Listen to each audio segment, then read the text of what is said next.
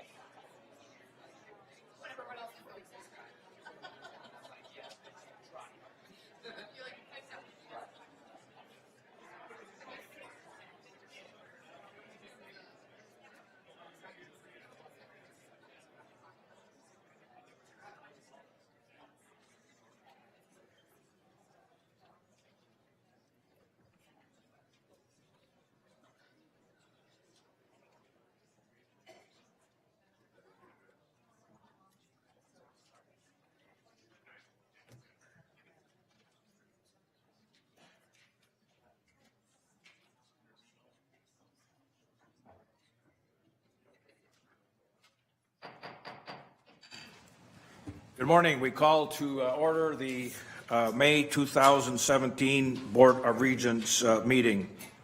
We begin today's meeting by recognizing University of Minnesota award recipients, National Academy inductees, National Scholarship recipients, and NCAA champion athletes. President Kaler and Provost Hanson, would you please join me at the podium?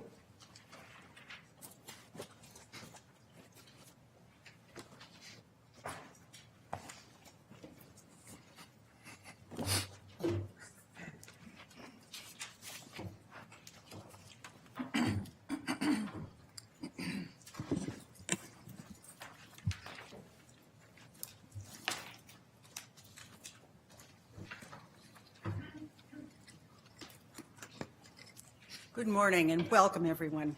I am honored to be here today with President Kaler, Chair Johnson, the Board of Regents, and the members of our university community to recognize a number of outstanding faculty, staff, and students who've made especially significant contributions to our great university. This morning, we'll be recognizing the recipients of the following awards: the Distinguished McKnight University Professor and McKnight Land Grant Professor Awards, newly elected members of the National Academies and other major faculty awards, newly named members of the university's Academy of Distinguished Teachers, individuals who've received either the Horace T. Morse University of Minnesota Alumni Association Award for outstanding contributions to undergraduate education, or the Outstanding Contributions to Post-Baccalaureate, Graduate, and Professional Education Award, the John Tate Awards for Excellence in Undergraduate Advising, the Outstanding Community Service Awards, the President's Community Engaged Scholar Award, the President's Award for Outstanding Service, National Scholarship recipients, and NCAA championships. During the ceremony, when your name is announced, please come up and join Chair Johnson and President Kaler at the Regents seal for a photo. Then step aside to your right and wait for the rest of the recipients of your award to be recognized. Then we'll ask you to pose for a group photo before walking around the horseshoe to greet the Regents and then returning to your seat. Got that? It's like a... The first one is really important. It's like a folk dance. You'll get it, pick it up with the others. First, the Distinguished McKnight University Professor Awards. These awards recognize and reward our most outstanding mid-career faculty. Recipients are honored with the title Distinguished McKnight University Professor, which they'll hold for as long as they remain at the university. The grant associated with the professorship consists of $100,000 to be expended over 5 years. The winners were chosen on the basis of their scholarly achievements and their potential for greater attainment in the field, the extent to which their achievements have brought distinction to the University of Minnesota, the quality of their teaching and advising, and their contributions to the wider community. Recipients receive a medallion and a certificate that reads, "The Regents of the University of Minnesota, on the advice of the faculty and the Executive Vice President and Provost, hereby appoint a faculty member as a Distinguished McKnight University Professor in recognition of outstanding academic achievement with all the rights, privileges, and responsibilities attached thereto." Signed by Brian Steeves, Secretary, Eric W. Kaler, President, and Dean Johnson, Board Chair. There are 6 recipients this year. First is Stephanie M. Carlson, Professor of Child Development in the College of Education and Human Development.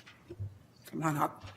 Stephanie Carlson conducts research on the development of executive function, in particular, the brain basis of self-control, including how to measure it in children as young as age 2.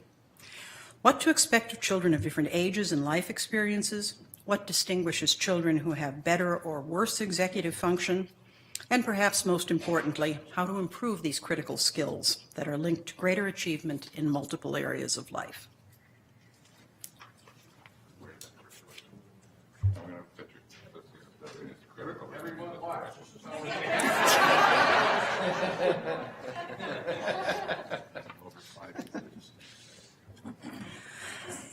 Tianhong Tri, Professor of Mechanical Engineering in the College of Science and Engineering.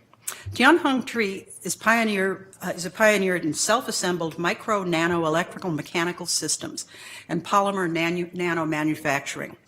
His research focuses on self-assembly approaches and polymer processing that greatly expand the functionalities of the sensors that have become pervasive in everyday life, from detecting collisions in cars to measuring motion in cellular phones to detecting markers of diseases in medicine. Reuben S. Harris, Professor of Biochemistry, Molecular Biology, and Biophysics in the Medical School and the College of Biological Sciences. I don't know if he is, but I will.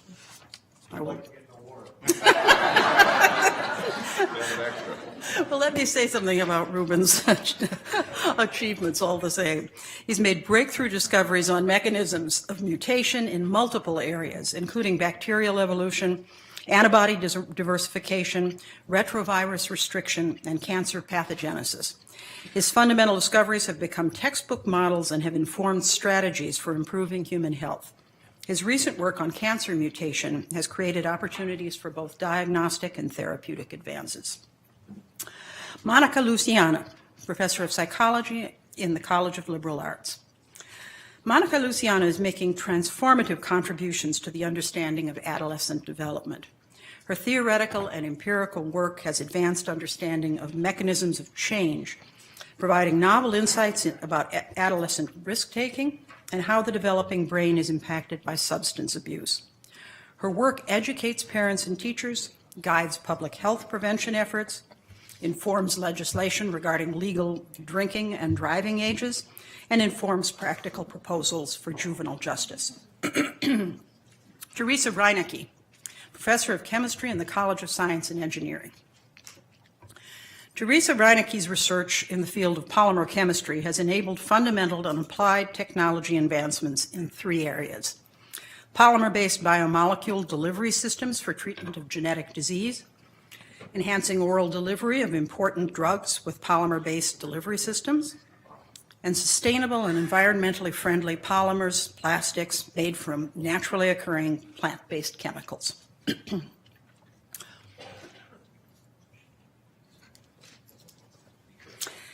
One other recipient of this award is not able to attend today, but I'd like to share a few words about him as well. Lauren Terveen, who's a professor of computer science and engineering in the College of Science and Engineering, has research interests which address opportunities and challenges raised by the emergence and universal adoption of the World Wide Web. He's developed algorithms and user interfaces to help people locate information more effectively, analyzed how people communicate and work together online, and created new interaction techniques to address problems in this domain and meet people's needs. Please join me in congratulating this year's distinguished McKnight University professors.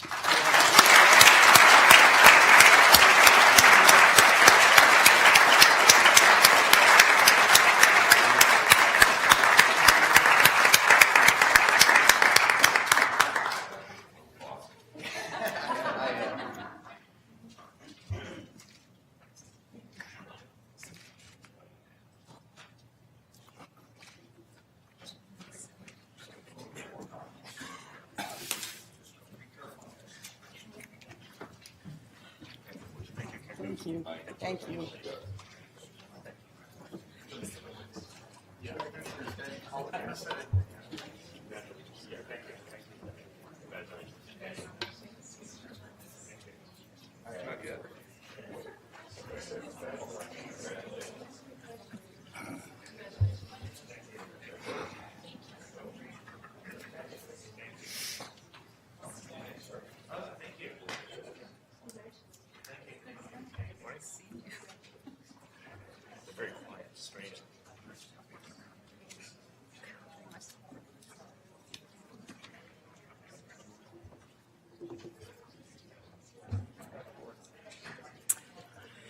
And now, the McKnight Land Grant Professorship, which is a 2-year appointment that includes a research grant of $25,000 in each of the 2 years. Recipients will receive a certificate today that reads, "The Regents of the University of Minnesota, on the advice of the faculty and the Executive Vice President and Provost, hereby appoint you as a 2017-2019 McKnight Land Grant Professor in recognition of significant potential for academic distinction, with all the rights, privileges, and responsibilities attached thereto." Signed, Brian Steeves, Executive Director, Eric W. Kaler, President, and Dean Johnson, Board Chair. There are 8 recipients this year. Yaniv Branveen, Assistant Professor of Plant and Microbial Biology in the College of Biological Sciences. Yaniv Branveen's research tackles questions of how speciation occurs and how nascent species are maintained. His work combines theoretical and empirical approaches to characterize, predict, and interpret patterns of genomic variation, interspecific reproductive barriers, species range overlap, reproductive modes, and other key plant traits. Cyrus Dopal, Assistant Professor of Electrical and Computer Engineering in the College of Science and Engineering. CIRAV's DOPO develops technologies to integrate renewable resources into the electrical power system. This involves formulating algorithms to operate renewable resources in the power system and designing circuit interfaces between the renewable resources and the electric grid. The unified circuits to systems viewpoint is critical to engineering energy technologies that emphasize increased renewable integration, sustainable capacity expansion, and improved electricity access. Carrie Deutscher, Benjamin Mayhew Assistant Professor of Mechanical Engineering in the College of Science and Engineering. Suspensions of tiny particulate matter, called aerosols, are ubiquitous in the atmosphere and have important implications for our health, environment, and climate. Carrie Deutscher's research aims to improve understanding of the formation and fate of aerosols in the atmosphere. Vivian E. Ferry, Assistant Professor of Chemical Engineering and Materials Science in the College of Science and Engineering. Optical metamaterials are formed from the arrangement of nanostructures to guide, confine, and bend light in nanoscale dimensions. Vivian Ferry uses multiple techniques to understand how light interacts with these nanostructures, to control properties such as light absorption, luminescence, and polarization state, and ultimately to design optical metamaterials for solar energy conversion and optoelectronic devices. Renee Frontiera, Assistant Professor of Chemistry in the College of Science and Engineering. Renee Frontiera's research has led to new spectroscopic techniques that allow probing of chemical reactions at nanometer scales. Her work has uncovered how local environments affect functions like pharmaceutical binding, cellular signaling, and solar cell performance. Bernadette T. Gillick, Assistant Professor of Physical Medicine and Rehabilitation in the Medical School. Current treatments for childhood stroke, though costly and time-intensive, have only minimal effects on improvement of function. Integrating the rehabilitation and neuroscience domains, Bernadette Gillick investigates new treatments combining non-surgical brain stimulation and advanced forms of rehabilitation to minimize the impact of stroke injury and improve function. Her goal is to improve the lives of children with stroke and resultant cerebral palsy. Candace N. Hirsch, Assistant Professor of Agronomy and Plant Genetics in the College of Food, Agricultural, and Natural Sciences. The challenge of producing more food on less land is compounded by increasingly extreme environmental conditions that threaten crop yields. Candace Hirsch is focused on integrating big data, including high-throughput sequencing, high-throughput phenotyping, and extensive environmental measurements, with the aim of increasing yields and mitigating risks to farmers. Our last two recipients of this award are not able to attend today, but again, I'd like to note their awards. First is Robert B. Nichols, Assistant Professor of Political Science in the College of Liberal Arts. His work is focused on land, conflict, and indigenous dispossession in North America. And Lana Yorosh, Assistant Professor of Computer Science and Engineering in the College of Science and Engineering. She designs and builds technologies to support social connectedness in critical contexts, including parent-child separation and divorced families, mentorship between community elders and children, and peer support communities for people recovering from substance use disorders. Please join me in congratulating our newest McKnight Land Grant professors.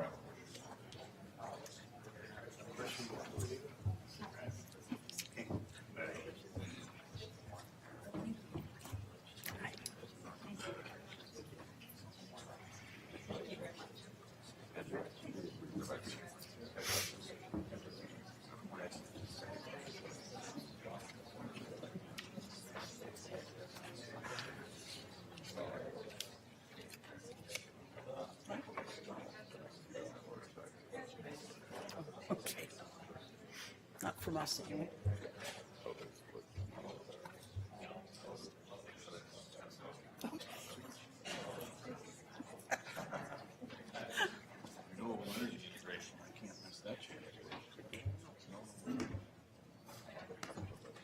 Had a windmill.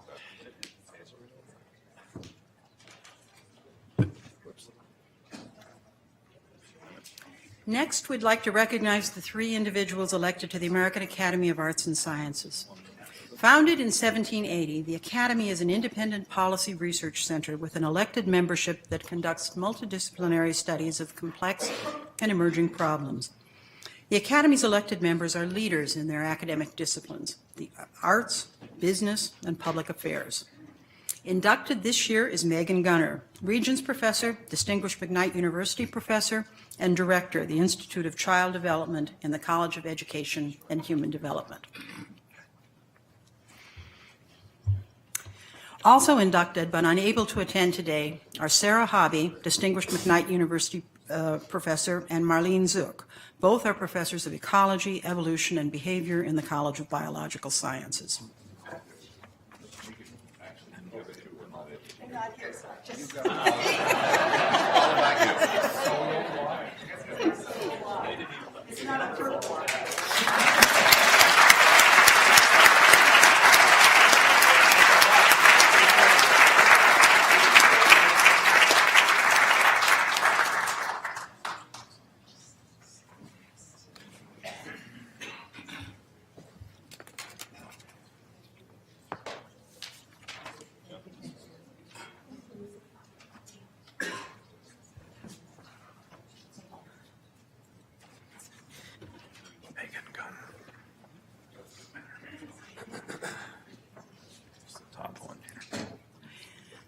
We also have 2 faculty who were awarded Guggenheim Fellowships, which recognize and fund scholars who have already demonstrated exceptional capacity for productive scholarship or exceptional creative ability in the arts. This year's fellows are Susan D. Jones, Professor and Director of the History of Science, Technology, and Medicine program, and Heidi Kitrosser, Professor of Law. Please join us at the podium if you are here. Yes, for a photo.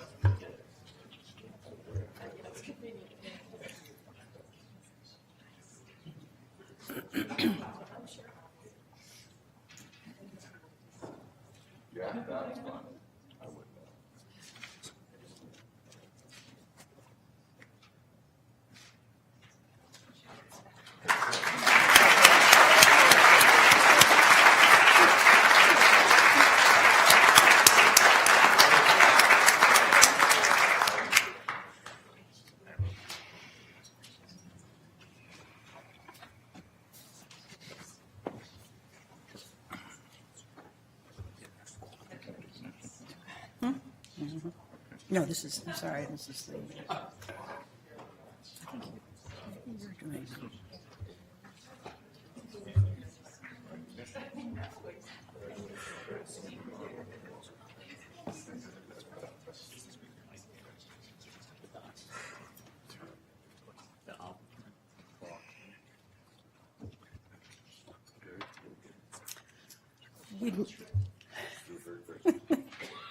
Now we'd like to acknowledge those who have been named to the university's Academy of Distinguished Teachers. First, we recognize the recipients of the Horace T. Morse University of Minnesota Alumni Association Award for outstanding contributions to undergraduate education. Every year since 1965, the University of Minnesota has recognized exceptional teachers for their outstanding contributions to undergraduate education. This award recognizes excellence that in direct and indirect contributions to student learning through teaching, research, and creative activities, advising, academic program development, and educational leadership. The award represents the highest recognition by the university community of its most distinguished scholar teachers. Recipients will receive a certificate today that reads, in recognition of excellence in teaching, advising, research, and creative activities, academic program development, and educational leadership, the Senate Committee on Educational Policy, in conjunction with the Office of the Executive Vice President and Provost, and the University of Minnesota Alumni Association, confers upon you the Horace T. Morse University of Minnesota Alumni Association Award for outstanding contributions to undergraduate education, signed by Sue Wick, Senate Committee on Educational Policy Chair, Eric W. Kaler, President, and Dean Johnson, Board Chair. This year, we recognize Hung T. Cho, Asian Languages and Literatures, College of Liberal Arts, Twin Cities. Michelle Dreesen, Chemistry, College of Science and Engineering, Twin Cities.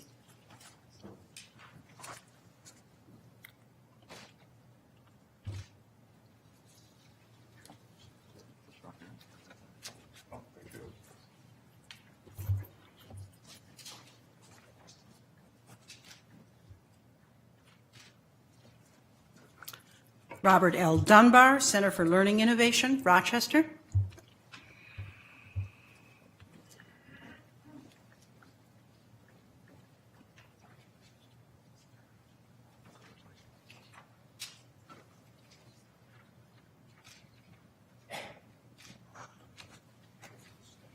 Becca Gherkin, English and American Indian Studies, Division of the Humanities, Morris. She may not be here today, but we want to mention her. Gail Golden, School of Journalism and Mass Communication, College of Liberal Arts, Twin Cities.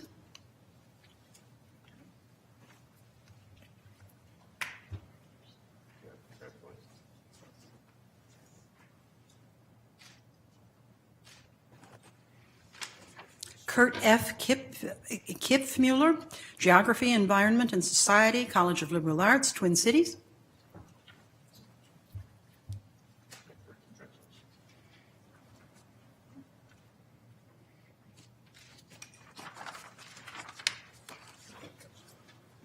Tadeo Kediji, Applied Economics, College of Food, Agricultural, and Natural Resource Sciences, Twin Cities.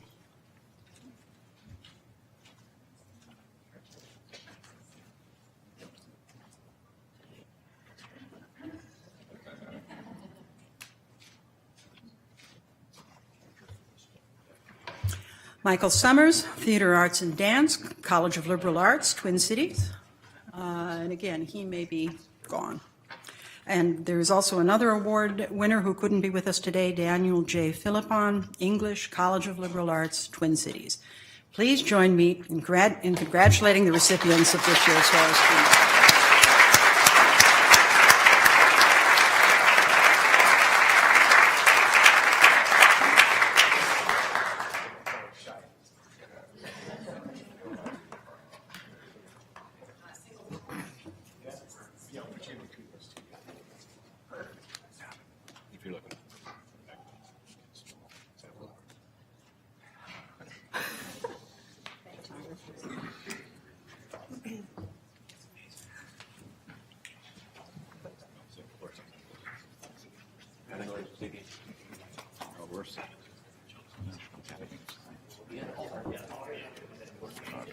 They're not in them.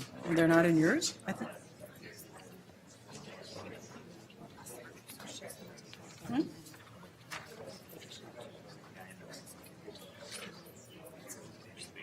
Yeah. I think it was talked about because, I don't know. It wasn't. That's right. All that.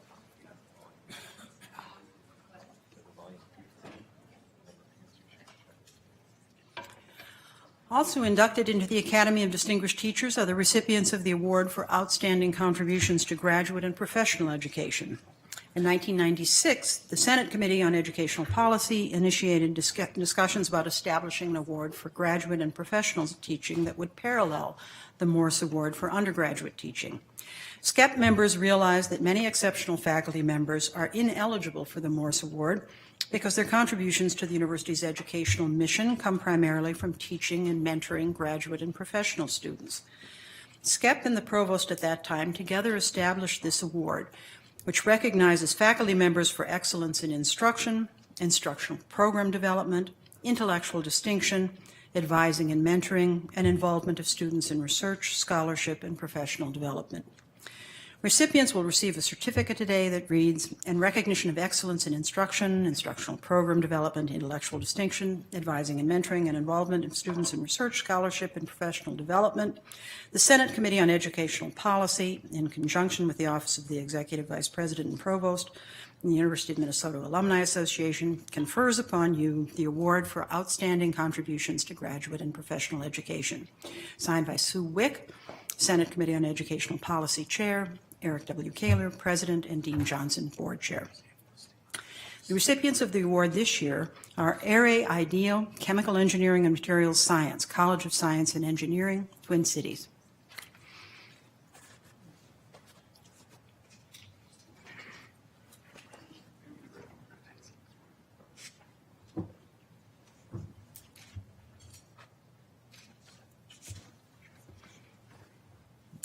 Mark L. Davison, Educational Psychology, College of Education and Human Development, Twin Cities, and he may be not here. Susan Goodwin Gerberick, Division of Environmental Health Sciences, School of Public Health.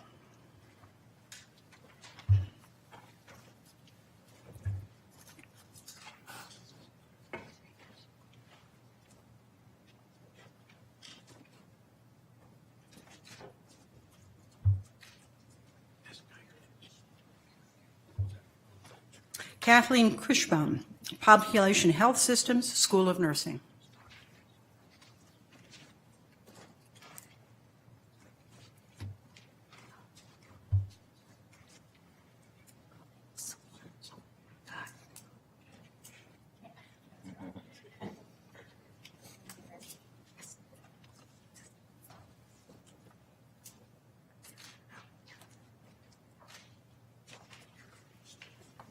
Catherine Ryerson, History, College of Liberal Arts, Twin Cities.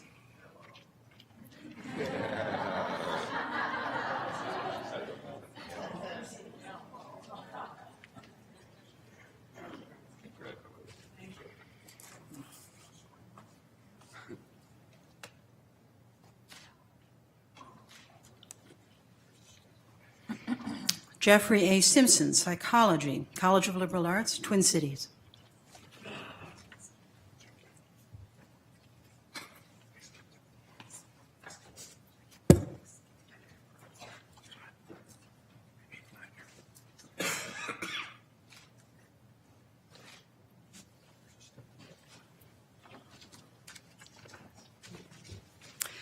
And Margaret A. Titus, Genetics, Cell Biology and Development, Medical School and College of Biological Sciences, Twin Cities.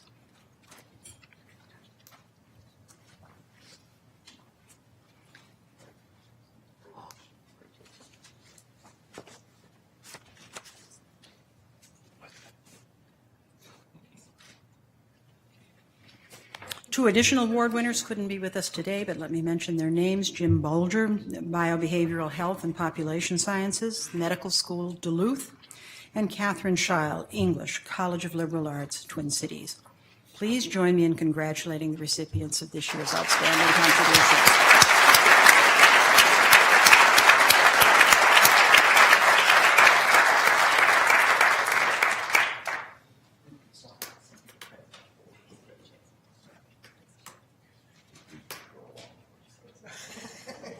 Less pain.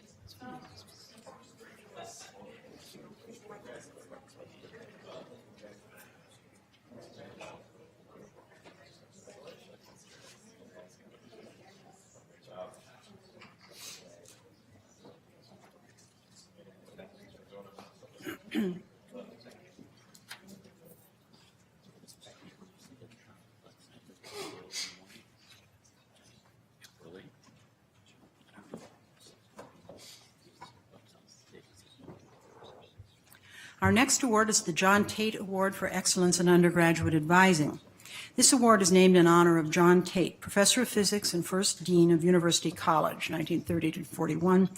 The Tate Awards recognize and reward high-quality academic advising and call attention to the contributions academic advising makes to helping students formulate and achieve intellectual, career, and personal goals. By highlighting examples of outstanding advising, the Tate Awards identify professional models and celebrate the role that academic advising plays in the university's educational mission. The recipients of the award this year are Rhonda R. Franklin, professor, Department of Electrical and Computer Engineering, College of Science and Engineering, University of Minnesota, Twin Cities.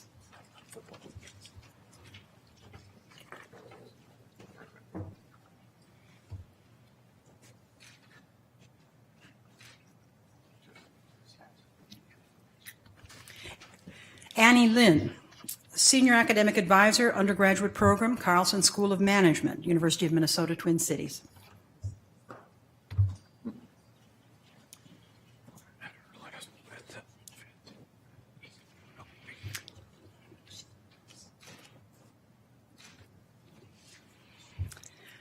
Jennifer Jane Marshall, Associate Professor, Department of Art History, College of Liberal Arts, University of Minnesota, Twin Cities. And again, she may be away. Megan Stelz, Senior Academic Advisor, Construction and Facility Management, Undergraduate Programs, College of Continuing Education, University of Minnesota, Twin Cities. And she may be away too. Please join me in congratulating the recipients of this year's John Tate Award.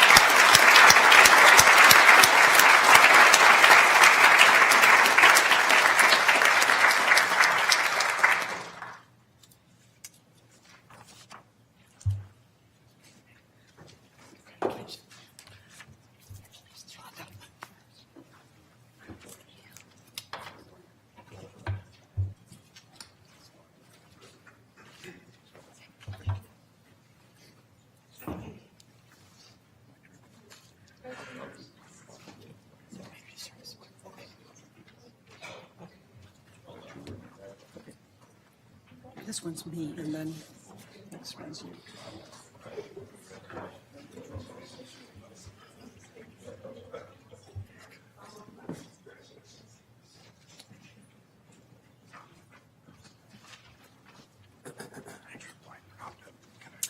Our next award is the Outstanding Community Service Award, which recognizes contributions and accomplishments of faculty, staff, or university-affiliated community members who have devoted their time and talent to make substantial, enduring contributions to the external community and to improve public life and the well-being of society.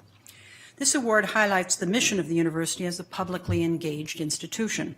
The recipients of the award this year have engaged in work that has improved the lives of countless people in critical and lasting ways at the local, state, national, and international levels.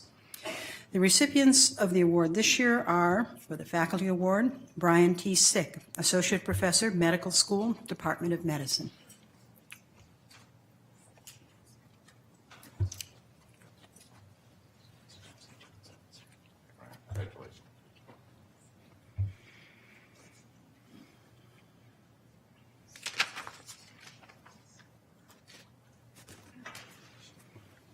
For the Student Award, Beth Fallon, College of Biological Sciences, Department of Plant and Microbial Biology.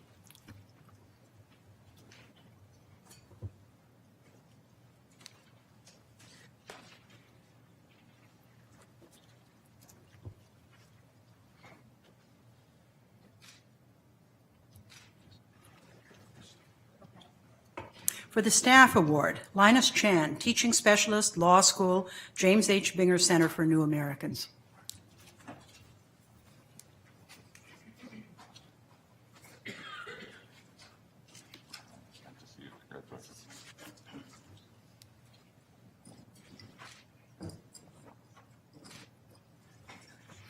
For the Community Partner Award, Lisa Thornquist, Research and Project Evaluation Coordinator, Hennepin County Office to End Homelessness.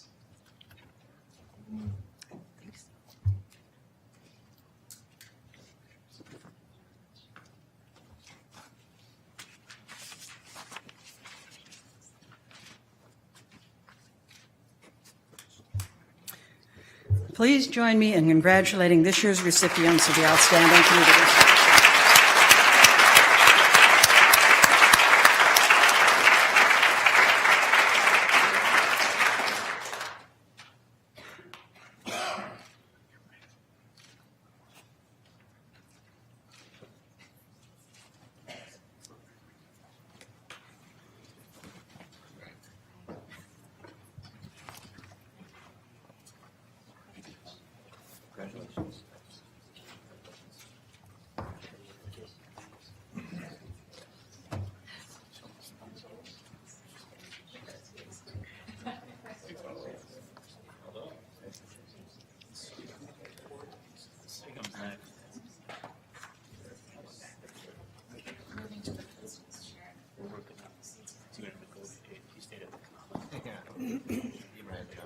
Now President Kaler will present the next awards. Thank you, Provost Hanson. I was able to reserve for myself the honor of introducing the two newest members of the National Academy of Sciences, an incredibly prestigious organization, as many of you have been inducted into appropriately prestigious organizations today. And the two are Professor Frank Bates, Regents Professor, Department of Chemical Engineering and Material Science.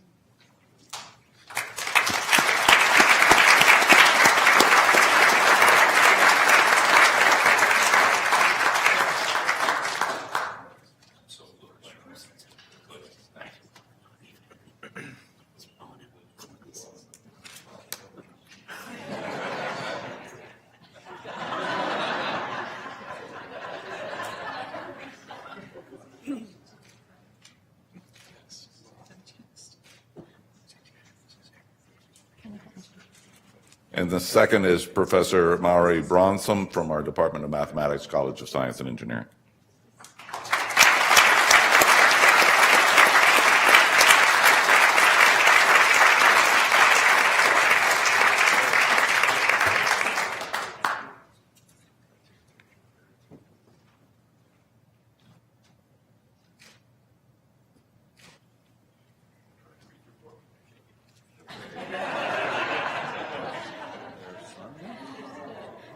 So your nephew. Yeah.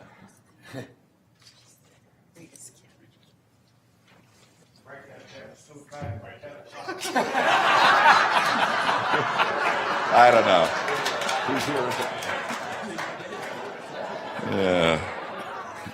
Dean is here all week, if you're wondering.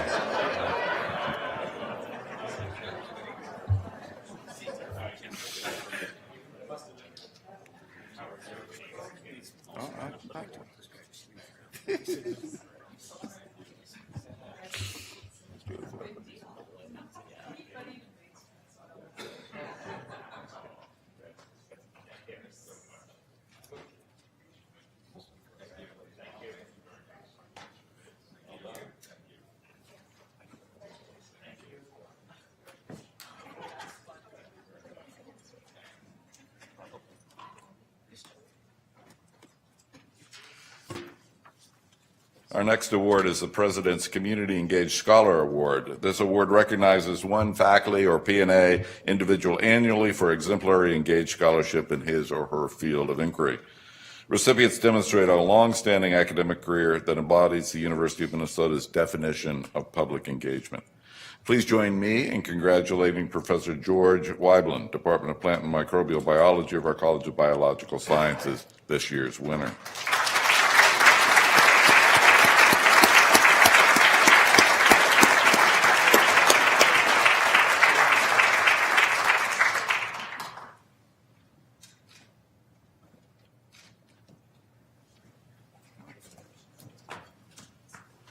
And he will be joined by our college-wide recipients, who are Abembabula Azu, Professor, Department of Design, Housing and Apparel of our College of Design. Catherine Drager, Statewide Director, Regional Sustainable Development Partnerships, University of Minnesota Extension. Michelle Johnson Jennings, Assistant Professor, Department of Pharmacy Practice at Pharmaceutical Sciences School of Pharmacy. Jennifer McComas, Professor, Department of Educational Psychology, College of Education and Human Development. Kathy Quick, Associate Professor, Humphrey School of Public Affairs. Tatiana Shippey, Assistant Professor, Division of Health Policy and Management, School of Public Health. And Renee Sievig, Professor, School of Nursing.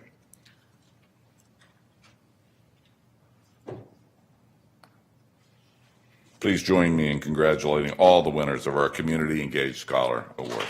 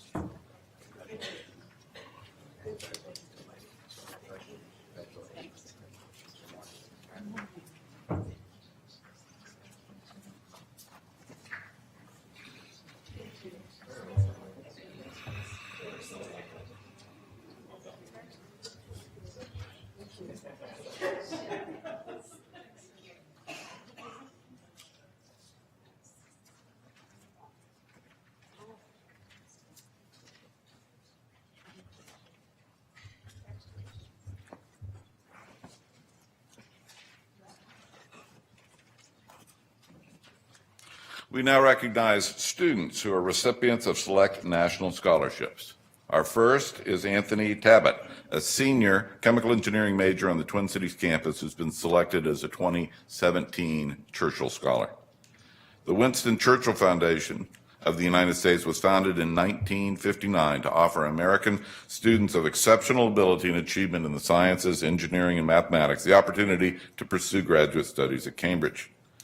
Tabbitt is one of 15 seniors from the top colleges and research universities in the United States to be selected as a Churchill Scholar, making the $60,000 award one of the most selective and prestigious postgraduate scholarships available. Congratulations.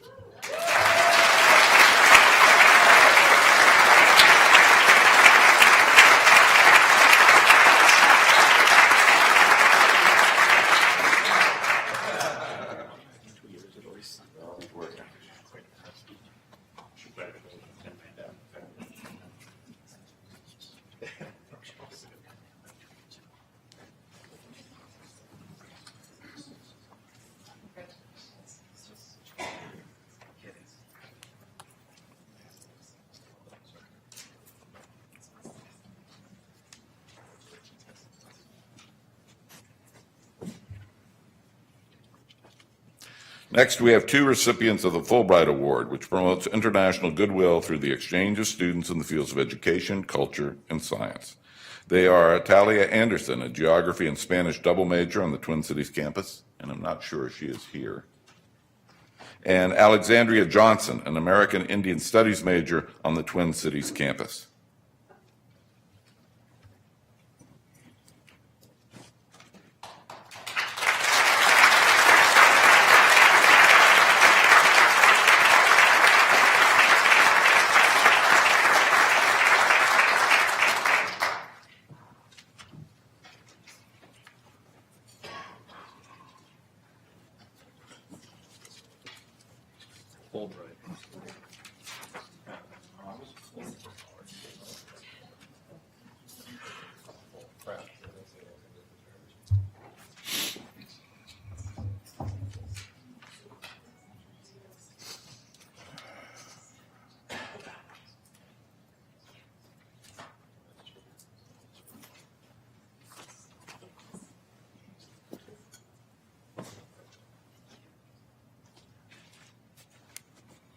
Our final two national scholarship recipients were not available to attend the ceremony today. They are Goldwater Scholar Rahul Parhi, who studies mathematics and computer science on the Twin Cities campus, and Udall Scholar Taran Tompaihot, who studies biology on the Morris campus.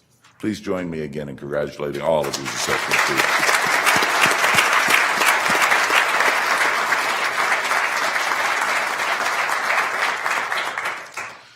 Our next award is the President's Award for Outstanding Service, which was established in 1997 to recognize faculty and staff who have provided exceptional service to the University of Minnesota. The award is presented each year and honors active or retired faculty or staff who've gone well beyond their regular duties and have demonstrated an extraordinary commitment to the university community.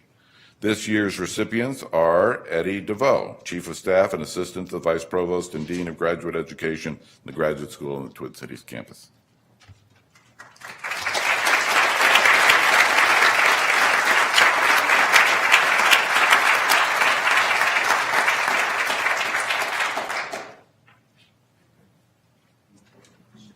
Molly Dingle, Associate Professor, Center for Learning Innovation in Rochester.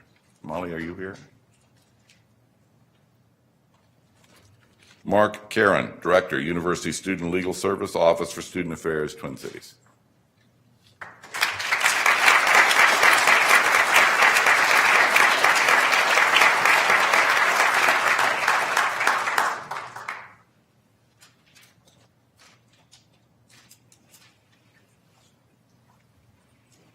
Karen Mitch, Associate Professor and Coordinator, Higher Education and Law, Department of Organizational Leadership, Policy and Development, College of Education and Human Development, Twin Cities. It's a long list.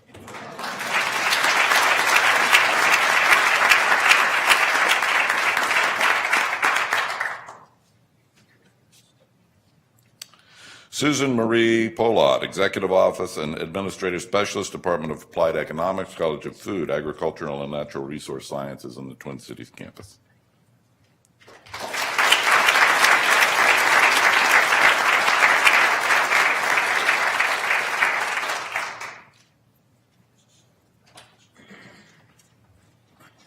Lester Potts, Grounds Superintendent, Land Care Central Services Facilities Management on the Twin Cities campus.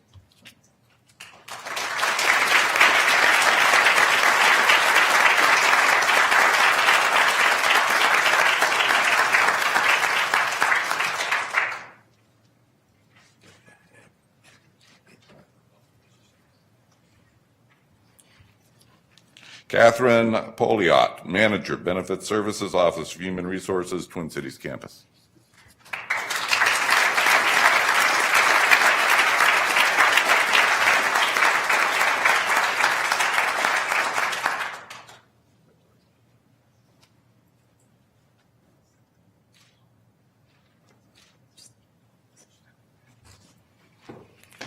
Oh.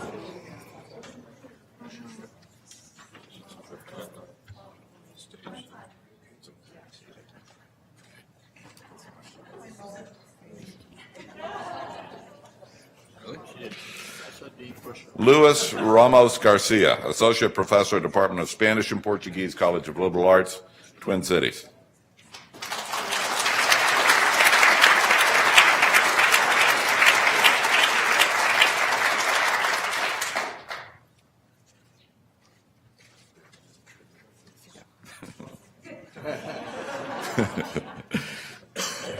Nikki Ledowiski Schultz, Assistant Dean, Student Affairs and International Programs, College of Biological Sciences, Twin Cities.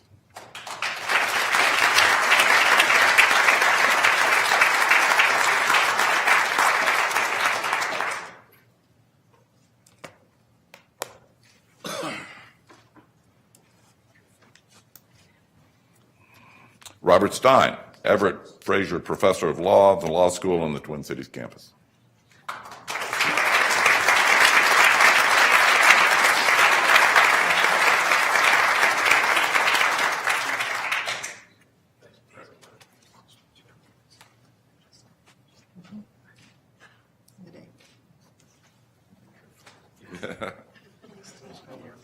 And our last award winner in this category, Dealin Tsai, Professor, Department of Chemistry and Biochemistry, the Swenson College of Science and Engineering in Duluth.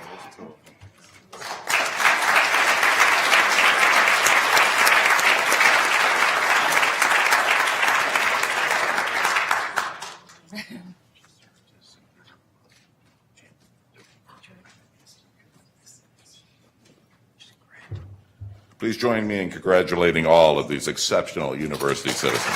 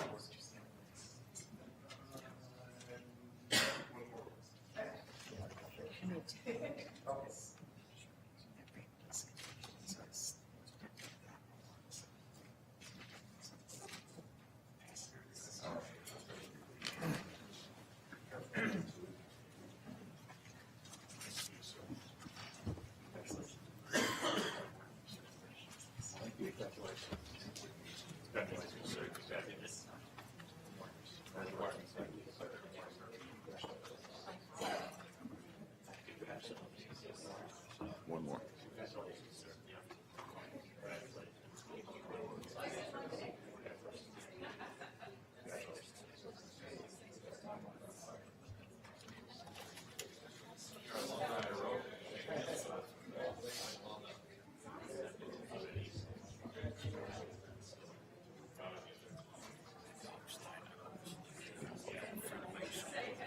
Yeah, good guy.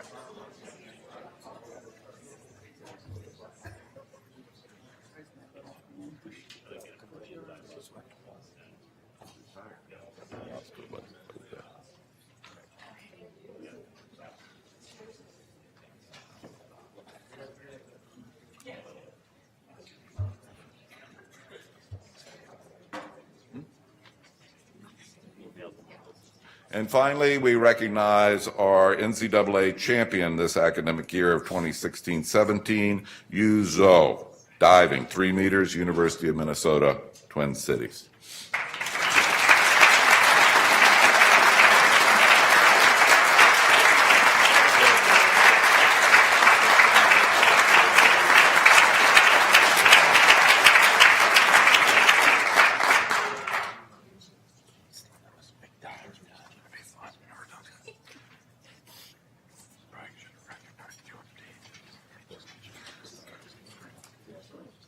Teams playing the last night of the season.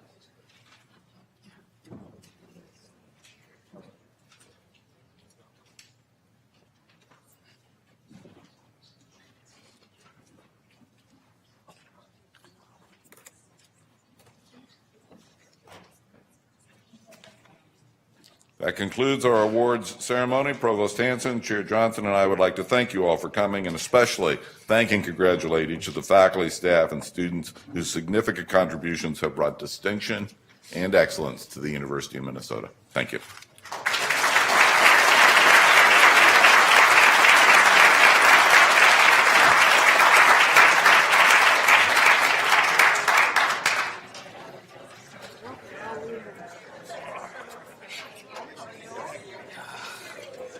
What? They're not taking her off the strategic planning? Shoehorn the strategic planning discussion into 6 minutes.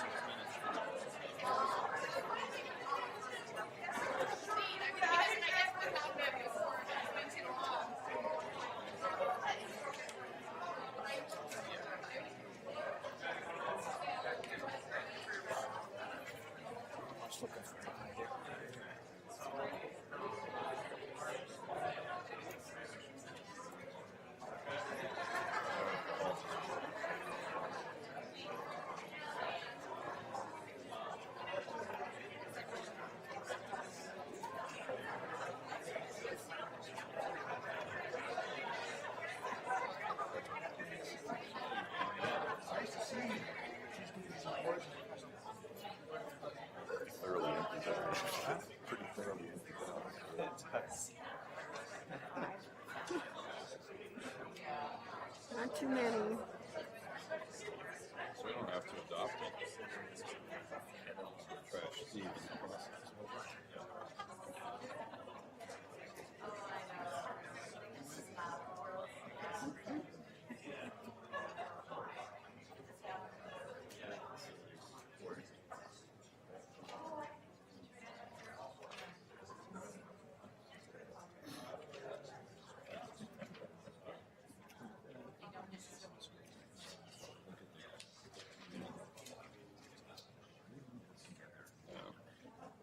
We'll apply that.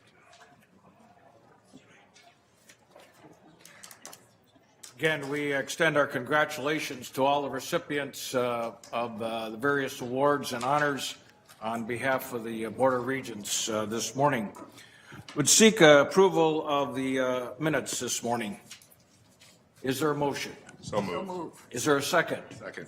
Been moved and second. Is there any discussion? Any discussion? If not, all in favor indicate by saying aye. Aye. Opposed? Motion prevailed. Mr. President, we look forward to your report. Thank you, Chair Johnson, members of the board, good morning. As you know, it's commencement season, a universally optimistic time of year on university campuses, and I certainly felt that last weekend as I shared with graduates and their families and friends 2 of our 30 commencement exercises for the class of 2017. With Regent Cohen, I spoke Friday to the 221 graduates of our medical school. As I congratulated the new physicians, I did note that it was my last opportunity to speak with them without a copay, and they all seemed to agree. We know that our academic health center and our medical school have faced their challenges, but this commencement in a packed Northrop was all about opportunity, about how we at the U help to prepare the next generation of Minnesota's healthcare workforce, and about how these new physicians will go forward with compassion and a patient-centered perspective because of the interprofessional training they've received here. The next day I flew to Crookston, and again I saw another aspect of our university's diversity, this time on a campus known for its agricultural and online emphasis and its deep impact on its community and region. There, with Regent Anderson, we celebrated the 50th commencement since UMC became part of our University of Minnesota system. And here's a statistic that is so critically important to me, and I know to you. More than 40% of our UMC graduates were the first in their family to attend and now graduate from college. They blazed a special trail, and we at this university were their partners. Thank all of you for participating in one or more of our ceremonies during this busy season of celebrating achievement. Speaking of achievement, just minutes ago we recognized dozens of deserving winners of academic service and athletic honors. But from time to time, other awards come across my desk that go less celebrated. Over the course of the year, a couple stood out to me because of the teamwork necessary for the winners and because they demonstrate the wide range of our land grant mission. For instance, our 4-member dairy cattle judging team from our Twin Cities campus placed first overall for the 2nd year in a row in the National Intercollegiate Contest. And I might add that our squad was victorious in Madison, Wisconsin, and came in ahead of their home team. Another of our teams scored big too. A group of 20 UMD mechanical and electrical engineering students won the Air Force Laboratory Challenge, developing a robotic pack mule that could help our military seize an airfield. They actually beat out competitors from West Point. Sorry, Patty. And then there's our team in the Office for Technology Commercialization.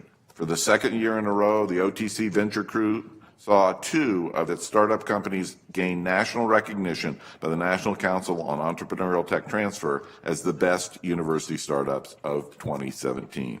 2 of ours out of only 40 nationwide. My point is simply this. We have students, faculty, and staff who compete every day on a wide range of fields of play, from judging cows to national defense to wastewater, and we win. Another area in which we've been scoring big as a global university, and that is, for example, you saw us win Fulbright Awards and other international honors. And to strengthen our international ties and reputation, later this month I will travel to Iceland with academic colleagues to celebrate and build on our academic and alumni partnerships. We've been partners with the University of Iceland for more than 30 years now, especially through our School of Nursing. Let me now turn to a few important updates. One addresses what I'm calling the President's Initiative to Prevent Sexual Misconduct. As you know, late last year, I convened an ad hoc working group that undertook an assessment of our education around and response to sexual assault. And I pledged strong action in my State of the University address. The group's recommendations, which I have accepted, will affect our entire Twin Cities campus community. Earlier this week, I sent letters to a wide range of campus leaders charging them with key responsibilities as we move forward on this very important campaign.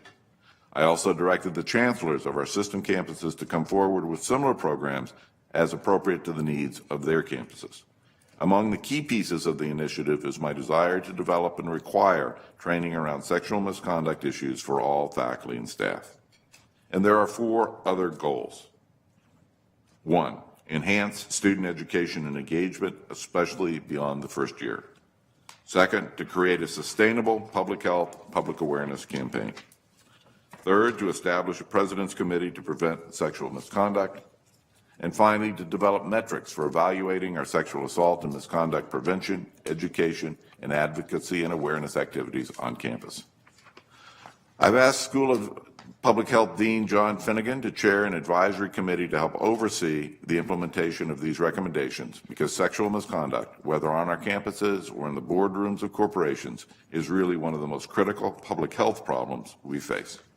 We here at the University of Minnesota must work together as a community to address it, and I believe the President's initiative to present sexual misconduct will put us on an important and necessary path to tackle this unacceptable epidemic. Later today, you'll hear a complete update from Senior Vice President Burnett and Vice President Kramer about our legislative efforts. But briefly, earlier this month, the Higher Education Conference Committee proposed $18.7 million in new state funding.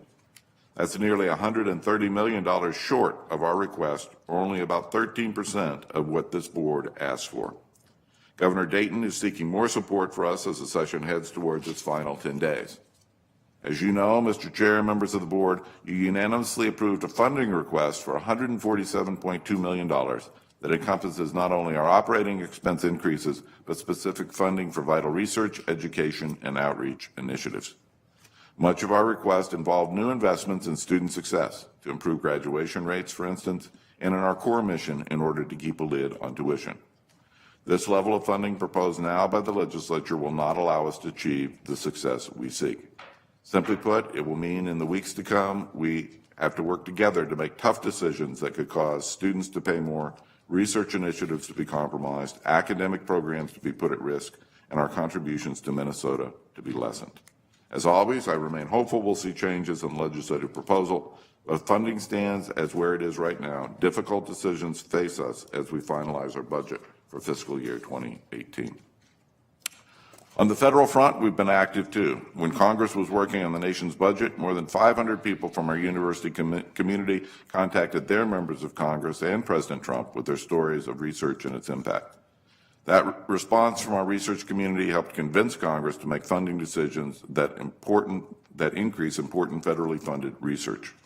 I'd like to thank Senators Franken and Klobuchar and Representatives McCollum, Nolan, Paulson, and Walz who supported the budget bill. You should also know that last month I took our stories, issues, and concerns to U.S. Speaker of the House Paul Ryan. Along with a few other Big Ten presidents, I discussed with him federal research funding, regulatory reform, student achievements, and financial aid needs. Let me close on a more uplifting note than the budget. Since last this board met, I traveled to Washington, D.C. together with alumni and donors at the spectacular new National Museum of African American History and Culture. I had the chance to speak about some remarkable alumni who were leaders in the civil rights movement, such as Roy Wilkins, our 1923 grad who became a leader of the NAACP in 1955, and Whitney Young, who earned his master's degree in 1947 and 13 years later became the leader of the National Urban League. So when I spoke to the more than 300 people who gathered at the African American Museum, I remembered attending the College of Education and Human Development's commencement class of 2017 and honoring one particular graduate. And you all will remember Bobby Bell graduating in 2015, a mere 56 years after he entered as a freshman. I told that inspirational story, and Mr. Bell was there and was touched, as was the audience. So amid our challenges, let us not forget how this university changes, improves, and affects the lives of students and our state. With that, Mr. Chair, I conclude my report. Thank you, Mr. President, for your report and your comments this morning. A report of the chair. First, I'd like to offer the board's congratulations to all individuals that we recognize this morning. What a great reminder of the work and accomplishments of our tremendous students, faculty, and staff. The end of the academic year is always a wonderful time to look back on the past year and celebrate accomplishments. Commencement ceremonies are in progress across the university, and in the next few weeks, my colleagues and I will participate in almost 30 commencement exercises, conferring degrees to graduates on all 5 campuses. We would like to acknowledge the work of the Faculty Consultative Committee. In March, they released a statement reaffirming the university's values and the guiding principles outlined in our mission statement. The board deeply appreciates the work of the faculty in ensuring that the university remains an institution where knowledge is shared freely without prejudice or political opinion. Finally, I would like to announce appointment of two committees. Each May, the board establishes a committee for the purpose of evaluating the performance of the president. This year, the committee will consist of Regents David McMillan, Regent Patty Simmons, and myself serving as chair. Like last year, we anticipate the committee will deliver its report in July. Every 2 years, the board convenes a nominating committee charged with the recommendation of slate of candidates to serve as the board chair, vice chair, secretary, and treasurer. This year, the members will include Regents Cohn and Swigum and myself. The committee will present its recommendations at the board's annual meeting on Friday, June 8th. That concludes my report this morning. Now turn to the consent report. Before our consent report, I'd note that one of the items included for approval is a gift from General Mills. Regent Powell has recused himself from the vote due to his position at General Mills. Is there a motion to approve the consent report? So moved. Second. Been moved and second. Is there discussion? Is there discussion? If not, all in favor indicate by saying aye. Aye. Opposed? Motion prevailed. Now we'd like to invite Chancellor Lemkool and Associate Vice Provost Ropers-Hillman to join us for the review of the statewide strategic plan. The draft plan is before us for review today. President Kaler, would you like opening comments, please? Thank you, Mr. Chair. As the board knows, ever since the fall of 2016, we've been engaged in a significant effort to develop a system-wide strategic plan, and Chancellor Lemkool and Vice Provost Ropers-Hillman have been shepherding this project in a remarkably energetic, tireless, and thoughtful way. They put in the hours and the miles necessary as they visited our system campuses twice each and met with a vast cross-section of members of our university system. So, Steve and Rebecca, thank you so much for all you've done and for keeping this board and me well-informed along the way. So I turn this over to you. Very good. Please proceed. Chancellor Lemkool. Thank you. Since our presentation in March, we've been engaged in the affirmation phase of the strategic planning process. We visited each campus, meeting with committee members, with the chancellor leadership teams, and with faculty, staff, and students in a World Cafe format. We also met with a number of stakeholder groups. After each visit, we revised and updated the plan for a new review by the next group. So the proposed plan that we present today is a culmination of a number of iterations of many rich conversations by many committed colleagues over the past several months. We believe that the product of these interactions produce a roadmap to building our collective future, and this engaged process is already infusing system mindfulness into our thinking. This slide shows the now familiar map of the reach of the University of Minnesota throughout the state. There are 2 points that we want to underscore with this slide. First, the University of Minnesota system has 3 key attributes: its distinctiveness, its comprehensiveness, and its distribution. These attributes form the basis of the plan. And second, the plan is about how we connect the many distinctive, complementary, and distributed pieces together in ways that add value to our students, our citizens, faculty, and staff, so the whole is more than the sum of its parts. As we described during our presentation in Duluth, this is a connector plan. And we recognize that being a connector plan isn't very exciting to some. And we understand, because as a system, we don't do the exciting things that our distinctive campuses and units do. We don't develop the human potential through teaching and learning, or conduct the research that will solve the grand challenges of our state, nation, and world, or work with our amazing communities in ways that will hopefully enrich them, but will certainly enrich us. We recognize that this is the exciting stuff. But what can we do as a system to empower our campuses and units to continue their exciting work, and maybe even do more of it or do it better, through connecting with and leveraging our distinctive, comprehensive, and distributed system? And we believe that this connective approach is critical as we struggle to implement our mission, doing this exciting stuff during periods of tremendous change and diminishing resources. So this framework that you see here provides a visual depiction of how the entire plan comes together. As you can see, the plan flows from the university mission and the guiding principles that were approved by this board. With our team and in listening to stakeholders, we developed a purpose of the system and a theory of action for how we might achieve that purpose. We then developed 3 strategic intentions, and these represented broad areas in which we must give attention in both the short and the long term. Additionally, we recognized that we needed to build the capacity of the system in order to achieve those strategic intentions. So the purpose of the system is presented here. Important to note is the acknowledgement of our distinctiveness, comprehensiveness, and distributed nature, and you'll hear that as a theme already emerging throughout our presentation and throughout the plan. As we maintain and leverage these characteristics, we can together provide and support outstanding education, conduct and disseminate globally significant research, produce inspiring works of visual and performing art, and offer extension and outreach to enhance the quality of life. So how will we achieve this mission? This theory of action outlines critical elements to guide our next steps.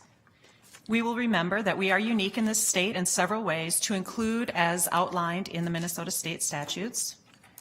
We need to remember that we have distinctive components and value that distinctiveness while enhancing our complementarity.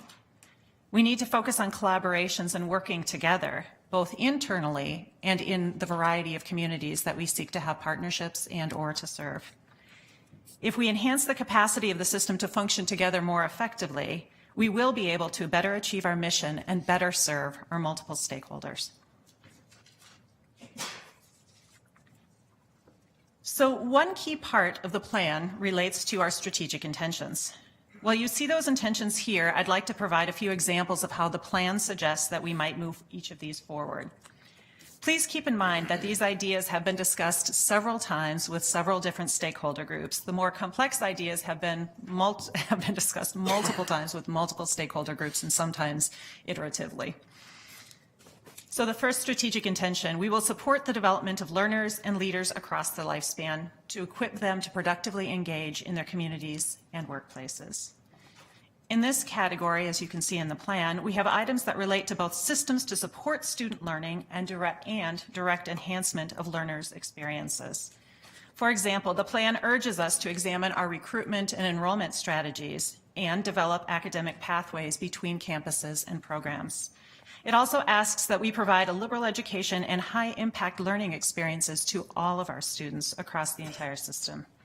Importantly, it also reminds us that we have a role to play in meeting lifelong learning needs, and that we can play that role best when we collaborate to meet those identified needs.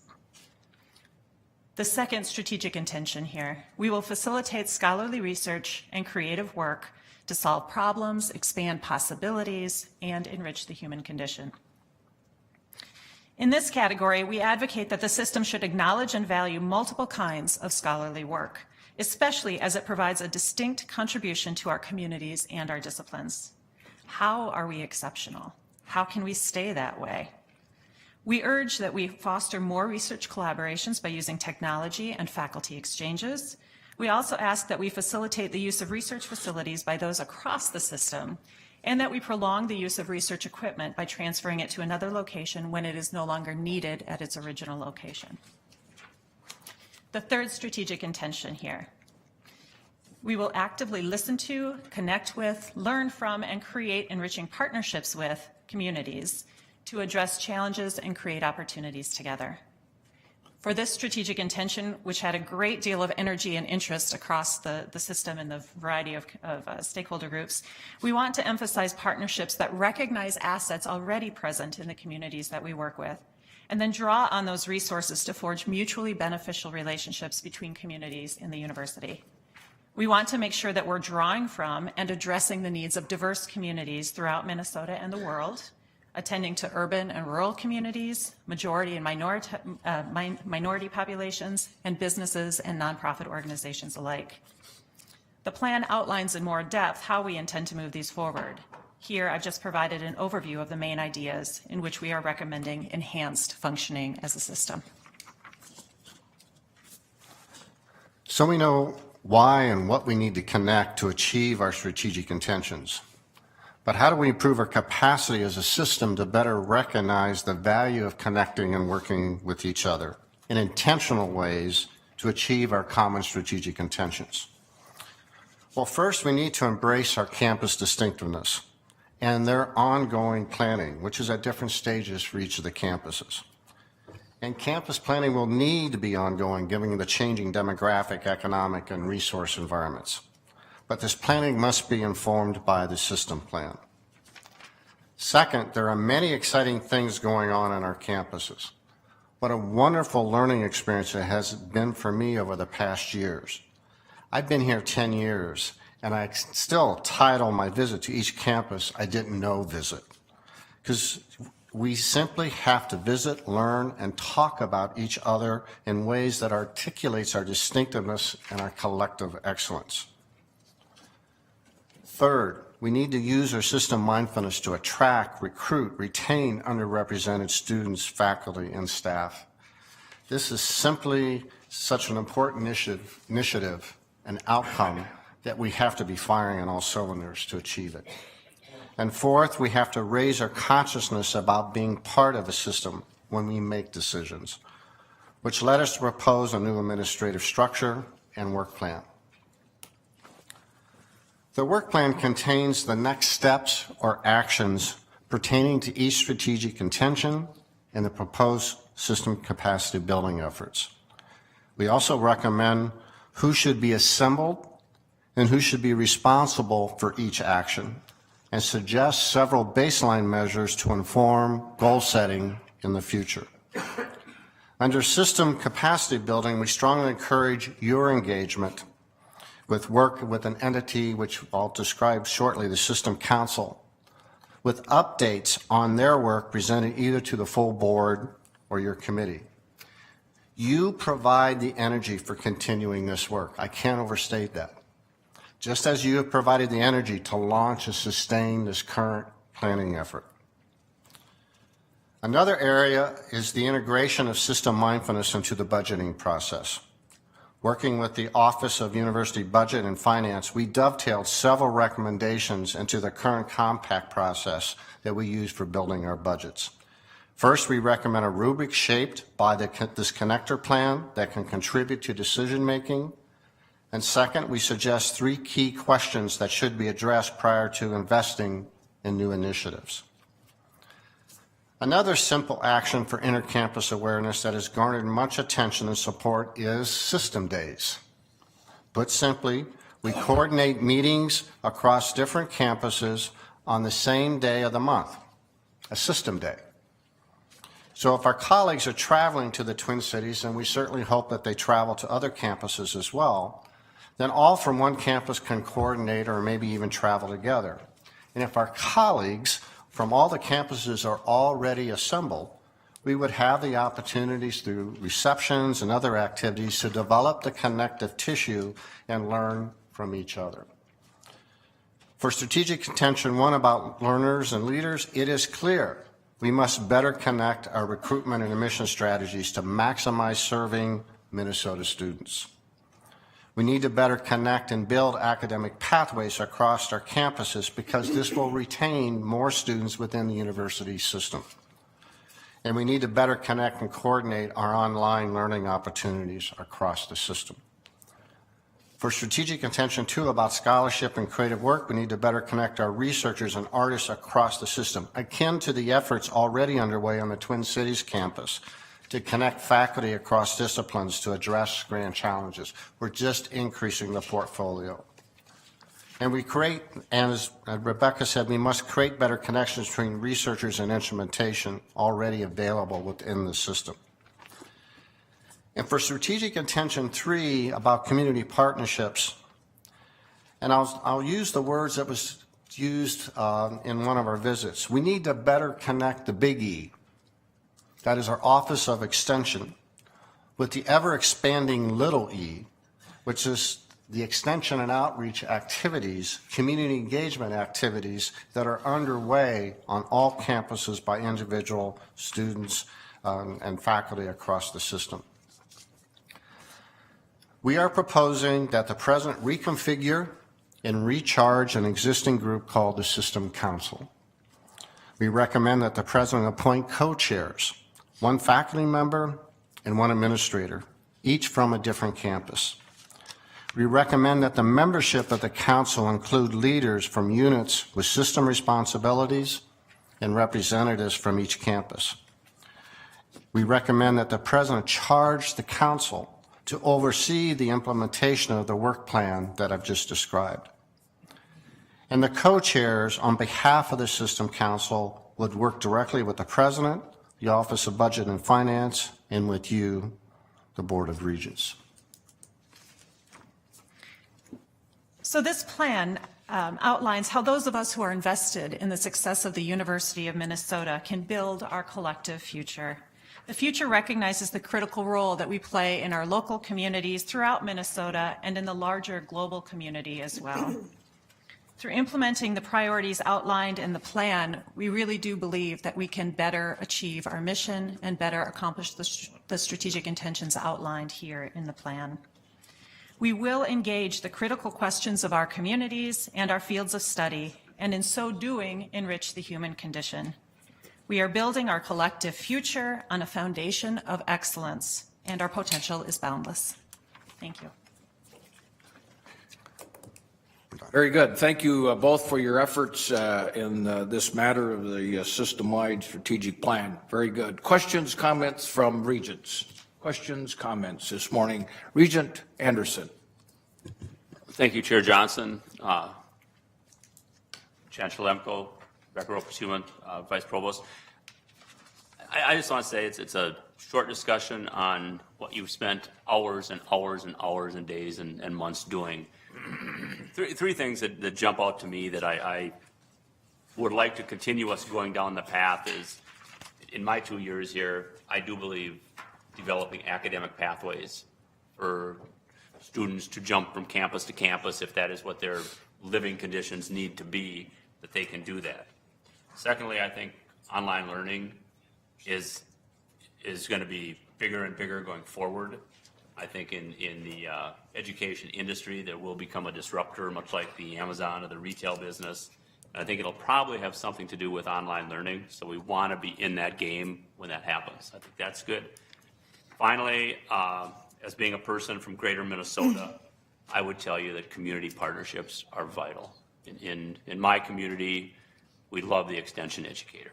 We love the physicians we get from the University of Minnesota. And I will tell you, as a big part of that community, that greater Minnesota is just a yearning for things that only the university can provide. We just don't have them, and only the university can provide them.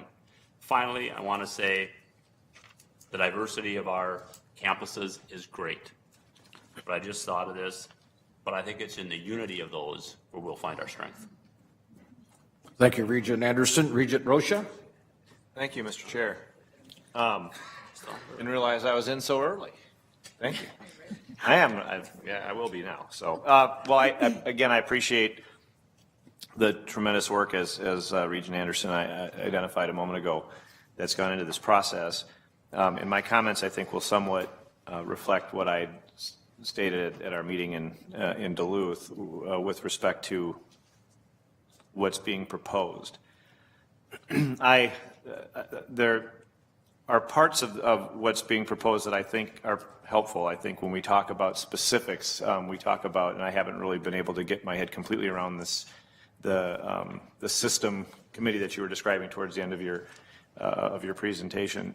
But establishing something of that variety, I think balancing it with the obligation of our senior administration to have that as part of their job description to make sure that we're operating as a system, as opposed to relegating the system issue to some committee over here, and that sometimes provides input from time to time, but also perhaps having it as a supporting system for the obligation of our senior administration to ensure that we're operating as a system. That's helpful, and I think that's the kind of stuff that I'm looking for as a member of this board in a strategic plan.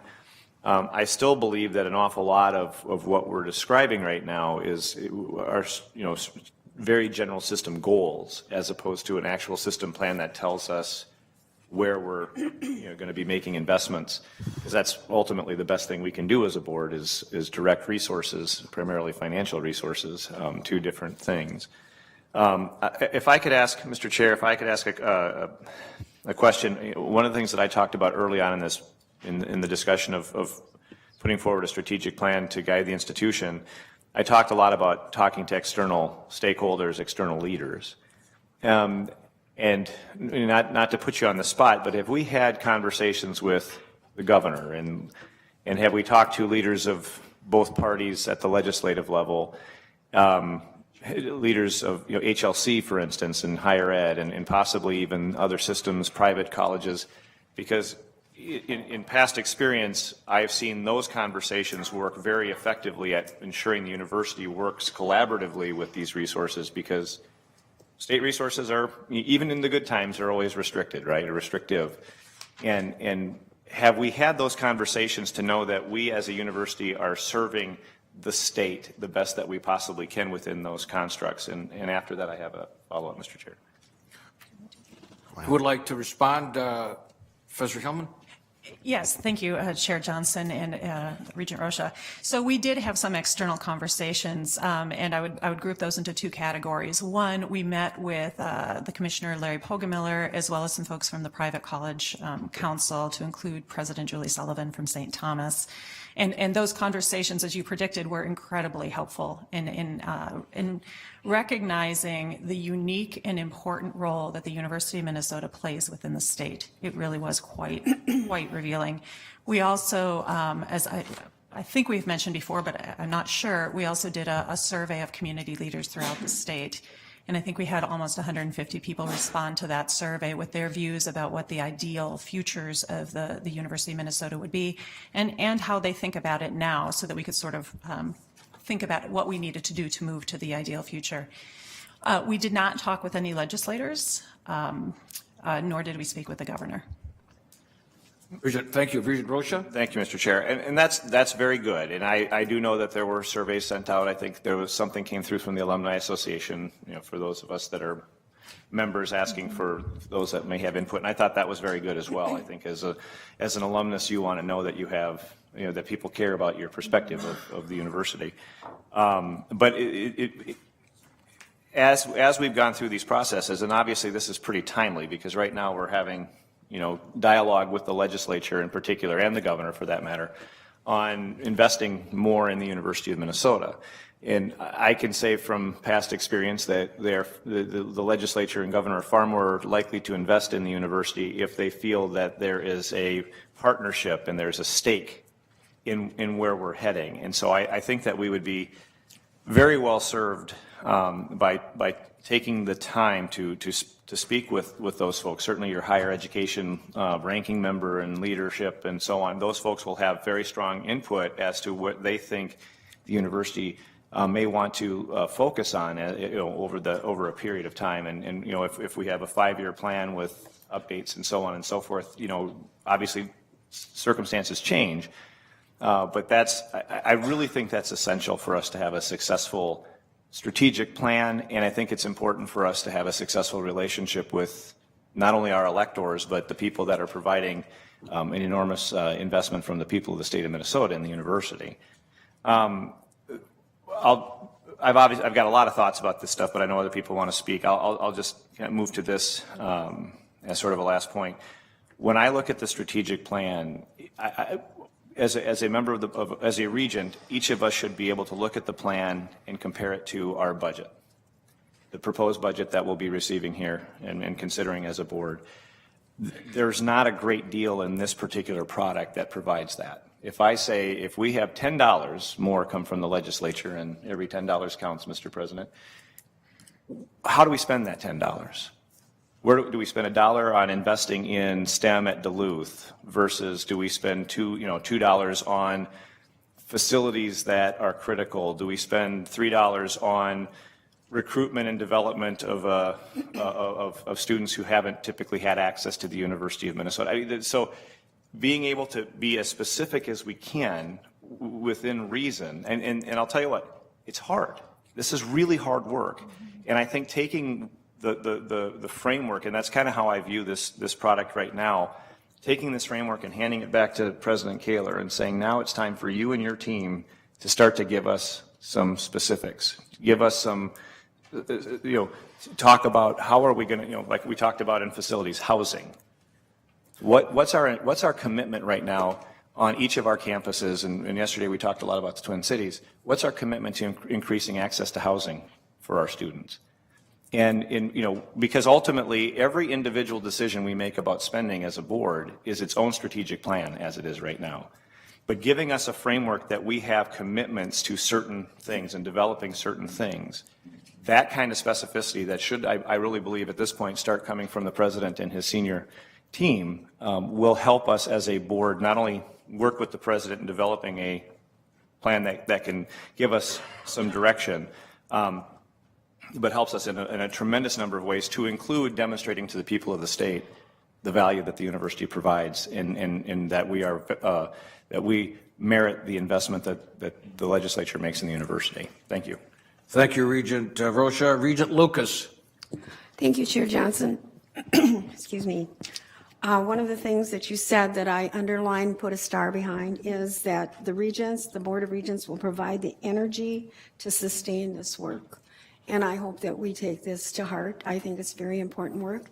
As an urban person, one of the things that's really frustrating to me is the much ballyhooed urban-rural split politically and nationwide.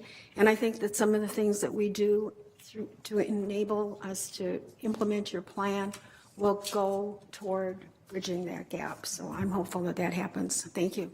Thank you very much. Regent McMillan. Thank you, Chair Johnson. As I look at the chart, the plan framework chart, and some of this will echo or perhaps build upon what Regent Rocha just said, I'm drawn towards the system capacity building strategies, and I think you had 4: campus distinctiveness, system strength, inclusive excellence, and system mindfulness. And of those, the one I'm most curious about, and most curious as to how the system council will relate to that, is how do we bring system mindfulness to life? And maybe that's built into the council and how it relates to the org chart. But I'm curious, perhaps President Kaler, perhaps the presenters could give me a little sense of how that really comes to life. And a second key focus for me, apart from, bringing this to life by handing it back to President Kaler, as Regent Rocha just said, so where would I find in this a distinctive and really high priority around our land grant mission, and how do we bring the system components together? And I'll make this up on the fly, how do we take what Morris and Crookston have to offer and combine it with the best of the Twin Cities to bring the ag element, the agricultural element of our land grant mission to life across education, research, and outreach. And that maybe is a little too detailed for this, but that's an example of the kind of thing I would hope as we bring this plan to life, we're really hammering on all the time, that we do have a land grant focus, and that anyone outside or inside the university can see it and understand it. And here's example A, B, and C. It isn't everything we do, but it should guide a lot of it. So maybe a comment on how the system council and the org chart come together, and maybe some thinking, feedback around where does land grant priorities show up in here. Thank you, Regent McMillan. Who would like to respond briefly? Sure.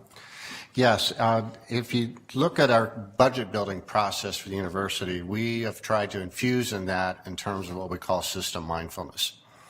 And so we first talked about a rubric and the kinds of questions that we think we ought to ask as these proposals come forward. For instance, is the investment of current resources of the campus and system-wide units, do they enhance their areas of unique strength and their distinct contributions to the systems?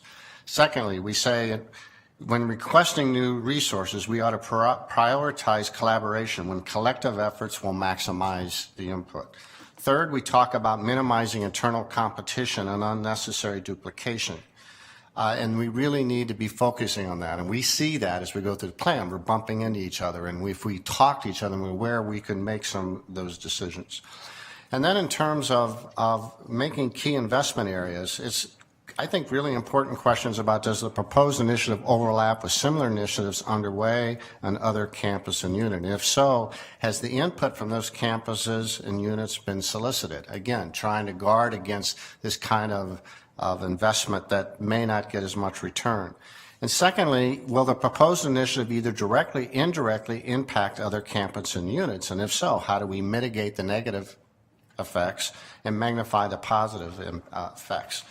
And the last one is, if the proposed initiative is collaborative, we want you to be really collaborative, and we put some metrics around and check that, so that, you know, it's not this strategy about, we'll say the two of us will work together and then you give us money and then we decide just to go off and run our money on our own. But we're trying to infuse those connector principles in the budget building process. All right, so that's the first act. The second question, Regent McMillan, that just, there are just amazing things going on in the more agricultural land grant aspects you go around the state. But what we have found is that there are certain areas where a campus, extension, and the research outreach centers are really humming, really doing amazing stuff, the collective impact stuff. But we can go to another place where the campus, the research outreach center, and extension may be in the same building, but they're not talking to each other. So there's some best practices there that we really could share and learn from each other. So this is the kinds of things that we see and witness as we get into the system. And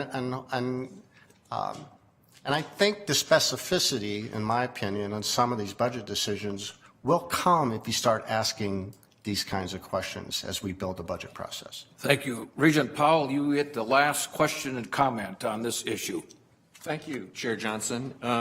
Thank you, Chancellor and Vice Provost. This is really more in way of a comment, but first of all, I just want to say that I very much appreciate the system-wide look at strategy, and I also really would underscore that the way to make that sort of approach work is, and you've emphasized this, is it's all about communication, and it requires, you know, formal mechanisms for communication as well as informal to really actually stitch the whole system together. And, you know, having kind of lived that out in other contexts, I think that it's really important and very valuable. And there's an old saying, I think, plug in, you know, name of large organization, but let's plug in ours. The University of Minnesota doesn't know what the University of Minnesota knows. Yes. And the only way to get to it is through a system approach.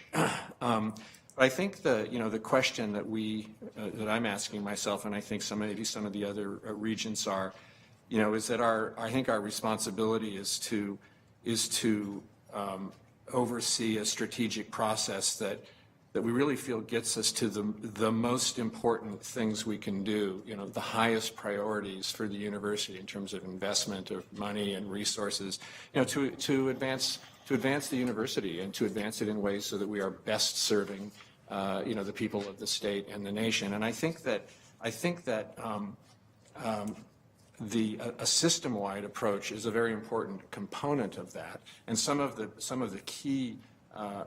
your key initiatives that came out of that, for instance, system-wide recruitment and retention, I think is very good. I think your point on online is absolutely spot on, and I think that should be a strategic imperative for the system.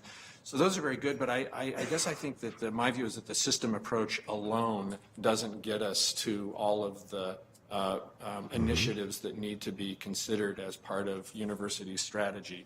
And I don't exactly, you know, I mean, I guess the way I would look at it is potentially we need to look sort of core department or, you know, function, but there needs to be another look to, I think, get all the way to Bright on strategic priorities.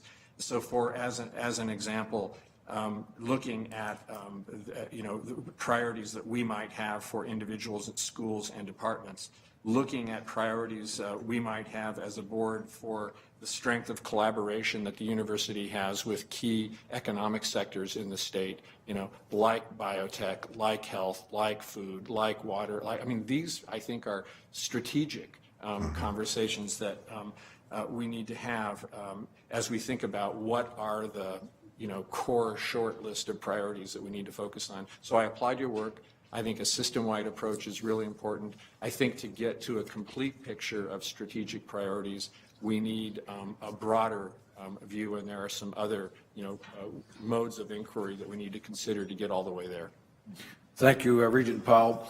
I know you'd like to comment, but we're pressed for time. We have much to do, and certainly for any regent to visit at another time with our presenters is certainly warranted. But again, thank you very, very much for your efforts. Next, we'll receive an update on the university's 2018-19 biennial budget request. Senior Vice President Burnett and Vice President Kramer, thank you for joining us today. Vice President Kramer, welcome to the University of Minnesota. As both of you are relatively new, but you are newer than Mr. Burnett, so thank you for being here. President Kaler, please. Sure. Thank you, Mr. Chair. Earlier this morning, I spoke a bit about the status of our legislative request, and now you have experts in front of you to provide you some additional detail. Our Senior Vice President for Finance and Operations and our Vice President for University and Government Relations. I do remind you that in October of 16, you as a board approved unanimously our 18-19 budget request, which totaled $147.2 million across 2 years. In January of this year, Governor Dayton submitted his proposal for higher education, including $96.8 million for the university. And more recently, the Conference Committee and the legislature proposed a total of about $18.7 million, or less than 13% of what we asked. So let me turn over to our experts to lead you through the numbers in a little bit more detail, and then we can have a discussion about next steps. Mr. Burnett. Thank you, Mr. Chairman and members of the Board of Regents. We are here to talk with you about where we stand today, and obviously, as you all know, it's not been resolved. But to the President's point, this graphic that the Office of University Relations in Matt's area, I think is illustrative of what the budget looks like today compared to what this board requested last October, and to the President's point, what Governor Dayton recommended to the legislature. I'll let Matt talk, Vice President Kramer talk about where we stand today, and I'll move the slides along as Vice President Very good. Kramer. Vice President Kramer. Chair Johnson, members, thank you so much. What you have in front of you is the current status as of today, and I'll take a brief aside to say that it will remain as this. Excuse me one moment. It will remain like this certainly through Monday. As you may be aware, the Minnesota Senate is divided by one vote. Senator Carlos Nelson's father is passing away. She is down in Rochester with him.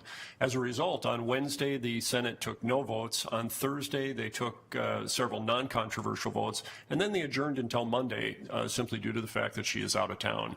So essentially, no action will take place until Monday. That is often the case, as both Chair Johnson and former Speaker Sviggum, now Regent Sviggum, can tell you, is that this is also Mother's Day weekend, which in Minnesota has less to do with mothers and a lot to do with the fishing opener. We would hope we would hope and expect, given the banter between the Senate Majority Leader, the Speaker, and the Governor, that in the course of talking about walleyes in the St. Cloud area, perhaps they can make some progress on the budget as well. I would draw your attention to the Conference Committee column. So instead of looking at our request, the Governor's, the House, and the Senate, let's look at what they recently decided on the Conference Committee. No money for student success, no money for core mission, $2 million for MnDrive, $2 million for NRRI, $14 million for the health training and services, a recovery of $370,000 from the Bell Museum appropriation. This is a recovery of the funds that were appropriated for debt service, and given a lower than expected interest rate, this is money that the state is taking back from that project.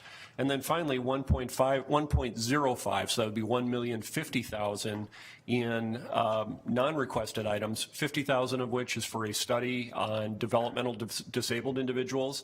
Bethel University recently launched about a year and a half ago a similar program, and then $1 million for the University of Minnesota Morris tuition reimbursement, and this is primarily directed at Native American students.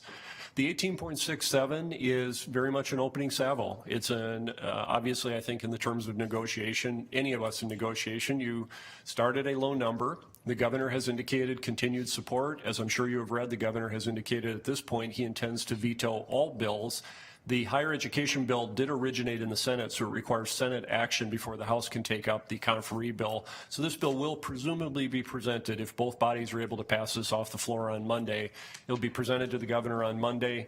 Again, I'm simply noting his quote. He has said he will veto and return all bills within 2 hours. So as early as Monday night, we could be back in negotiations.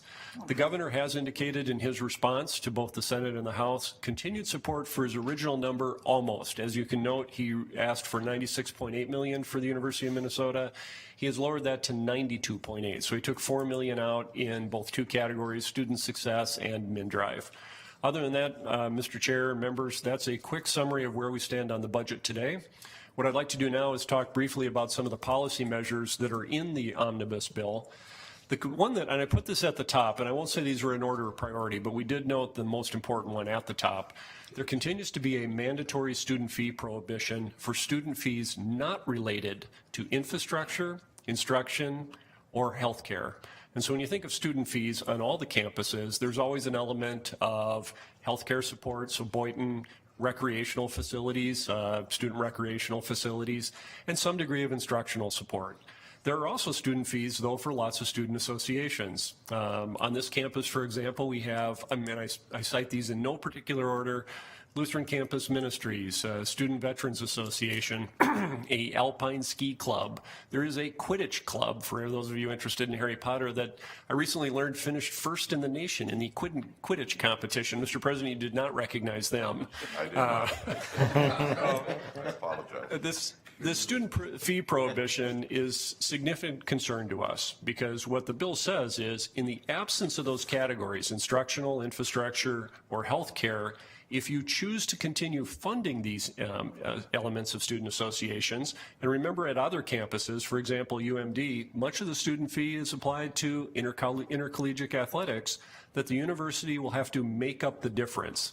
So say, for example, there is $1 in student fees that we choose to continue to award to these institutions or these entities. If the state gives us $1, we can't count that dollar. We will have to make up that dollar through our own budget. Both the Minnesota State System as well as the University of Minnesota oppose this prohibition, and we continue to work with both bodies and the governor's office on its statement. There is a request in the omnibus bill that the Board of Regents examine a Greater Minnesota Outreach and Recruitment Plan for the Twin Cities campus, and I'm not going to read all these. I mentioned the intellectual and developmental disabilities. We are encouraged to position our tuition rates in the middle of the Big Ten. We are encouraged to consider fiscal balance and collective bargaining, which I know we already do, but it was the legislature gave the same request to the Minnesota State System. We have a report on consultants. I'm particularly happy to note that extraordinarily good negotiations, and I would single out Representative Abigail Whalen in the House in working with her on coming up on a compromise on fetal tissue research. She was very happy. She has indicated her support. It was carried through on the conference committee, and I would presuppose that with the governor's support, and we've indicated our support for this, that this issue will no longer be the hot button that it has so often been. Again, this was extraordinarily strong work from our government relations team in concert with Representative Whalen and several others. We also have a practice of psychology language. I draw your attention to this one only because this was higher education across the state of Minnesota, both Minnesota State, the university, and the private college system. The Board of Psychology had asserted that the practice of teaching psychology was practicing medicine. And so if you were only teaching, you're required to be registered as a practitioner. We have inserted language, again, with the support of both bodies and the governor, that the act of teaching does not constitute the act of practicing medicine. There is some additional language required. We're already very strong on this, and this will strengthen it for students who are either pregnant or the parents of small children, providing them with resources across the system. In a good news category, there are no additional performance metrics on cost savings, and there is no tuition freeze requested for the University of Minnesota. The next slide. So with the bonding bill, as the body is aware, we did not have a bonding bill last session. And the first column gives you what this board's official request was, about $317 million, leveraging $72 million across these projects of university investment. And you can see that the governor was recommending about half of our bonding request. And the House, as Matt can talk to you about where the House and Senate are, we have a ways to go to be anywhere near our request on the bonding side. Vice President Kramer. And Brian, we've gone back and forth. I'm going to, if I could, I'll call you Brian versus Senior Vice President Burnett. As you'll note, both the House and the Senate bills are considerably less than the request. The House in particular is very disappointing, and Representative Erdahl, when he introduced this, indicated that there would certainly be some movement. I think of note, the importance was Senator Senjum on the House or on the Senate side absolutely was quoted as saying anything less than $800 million will not pass. And so the House started from a very low position. We testified and made our pitch for the additional priority projects. We have been very strong on HEAPR, but as well the University of Minnesota Duluth building and the Health Sciences Education Facility. I think the interesting thing to note here is that, and again, several members of this body have practical experience on this, bonding is typically the frosting on the cake. We have approximately giving away today, Saturday, Sunday, and then Monday when both bodies return, essentially 8 days left in the session. And I would suspect that they will work first on the budget bills as the governor returns them as vetoed bills, and then they will very quickly move to some degree of bonding. We will be very strong in the last moments of the session in asking them for additional HEAPR dollars, the University of Minnesota Duluth facility, and of course the Health Sciences Education building here on the Twin Cities campus. Those are priorities. Mr. Chair, members, I would draw your attention to this slide. Again, not going through these individually, but we have been extraordinarily strong this session in identifying both individual legislators, but as well the body as a whole on the importance of the University of Minnesota. And I've spoken with both the majority leaders on both sides as well as the governor's office that they are, I won't say impressed, they have acknowledged that we are finishing in a stronger position than we have in some time. We have made a very concerted effort to make sure that there is no confusion as to our position and our value to the state of Minnesota. As you know, oftentimes as negotiations enter those last few days, and it can be middle of the night, any opportunities for individual legislators of either party to insert ambiguity into the role that the university plays or a particular budget request oftentimes gain steam, and they simply become fact when they aren't. We have been very, very strong at making sure that our position is very clear. One item of note, I note that this year the president provided a letter to the conferees. It was in a narrative form. I did note that Minnesota State provided theirs in more of a matrix, and I think next year, just as a matter of clarity, Mr. President, we may adopt more of Minnesota State's process. Narrative is important, but the matrix becomes very, or almost think of it as an Excel spreadsheet, becomes a very easy way for, again, legislators in both transparency but also clarity to understand our position. Minnesota State, though, did, however, have some moments where they introduced narrative on both policy positions they did not like or to emphasize a particular point. With that, Mr. Chairman, we're happy to take questions or comments from the board. Thank you very much to both of you for your presentation and your work at the state capitol on behalf of the university. Comments, questions, Regent Simmons. Thank you, Chair Johnson. Thank you, gentlemen.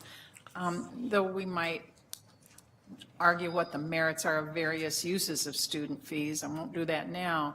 But what would be the financial implications if we kept all the programs we currently have covered by student fees that this could change?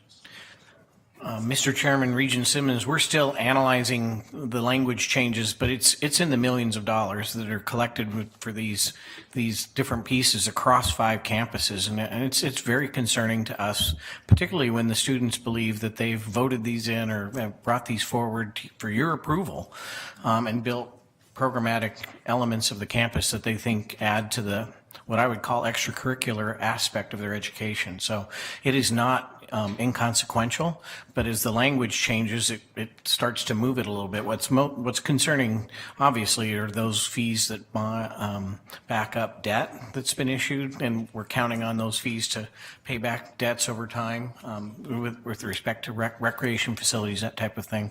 But as the language changes, it starts to change it a little bit as well, but it's not inconsequential. Thank you. Follow up on that, Mr. Burnett, Mr. Kramer. The board has always in the back of its mind the issue of autonomy. In these matters, the long list that was put forward, any thoughts about autonomy in regard to student fees and the other Other issues? Mr. Chairman, it might be helpful if the General Counsel was talking with the board about its constitutional powers and authority. I think that's obviously something you can consider, but it's something you have to be very careful about using because there's always the next legislative session and the next legislative session, and it won't be forgotten. And so I think our efforts have to be to get something fixed in the legislative process and not have to have this board or body make that decision is my preference, and I believe that's what Matt's working on. Matt? Regent McMillan. One quick question on the list of noteworthy language items. The fourth bullet, U of M encouraged to position tuition rates in the middle of the Big Ten for undergraduate and graduate. That doesn't sound like, is that only for out of state or is it out and in? I would have expected the encouragement to be to manage in-state and raise out of state, just to put a very blunt sense of what the legislature wants. This suggests maybe everything, and I'm curious if that's the case. Clarification, Mr. Kramer?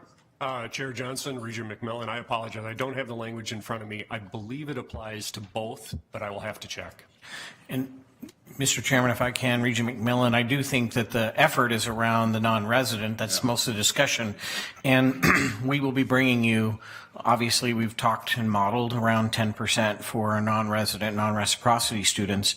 We do now have some data of what the other Big Ten schools are looking at, and it's possible we'll be able to make some inroads there based on the data I've received in the last 3 to 4 weeks of what the other Big Ten schools are doing. So that one isn't as concerning, obviously, as the top bullet there, the mandatory student fee prohibition for us.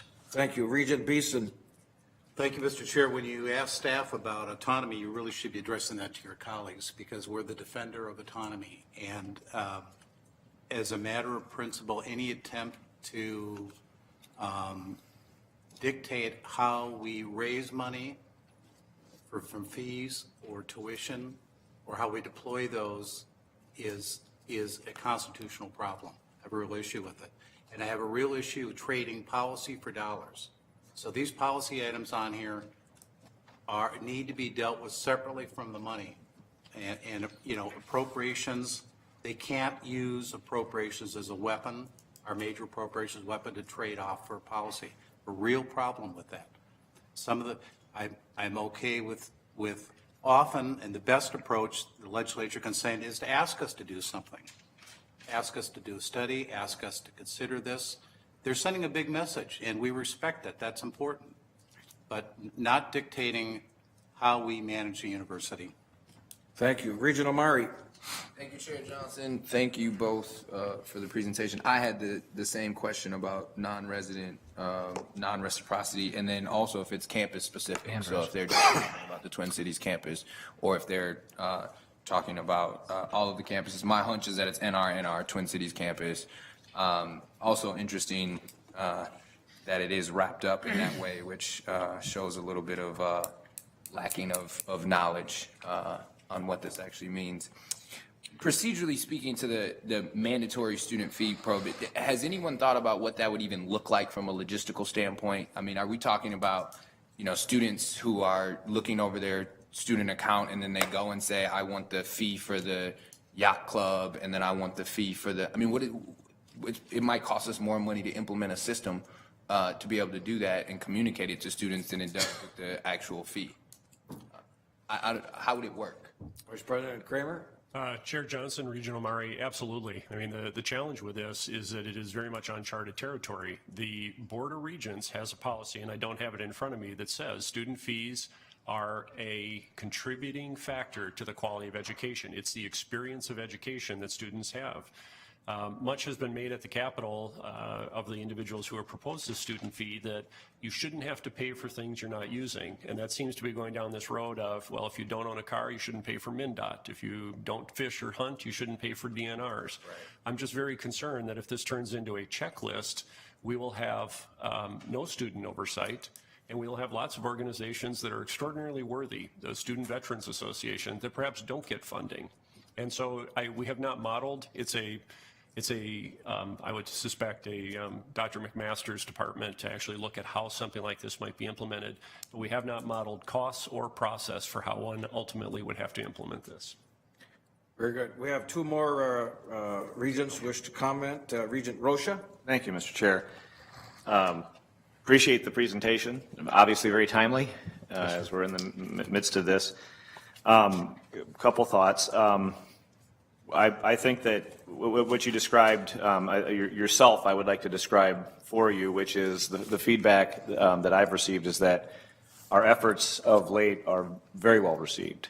And that we have greatly improved the relationship and the sense from state leaders, both houses, both parties, that they're getting a better sense of that desire to reach an understanding and working together in partnership to support the university. So congratulations on that. It's a remarkable achievement and one that certainly brings me great optimism for the future.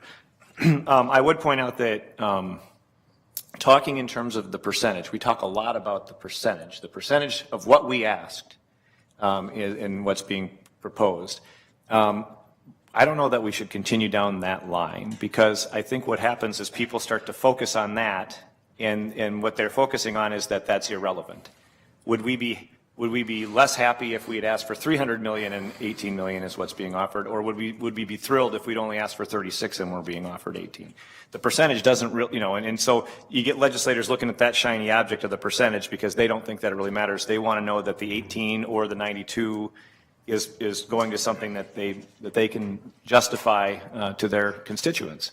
So I really think we need to really just focus not so much on the arbitrary, but really on what this is going to do for the university and for the state. Because I look at, particularly on our bonding, and that's it's very disappointing to me, because our bonding projects, and there are others certainly as we go forward, that I think are really, really critical.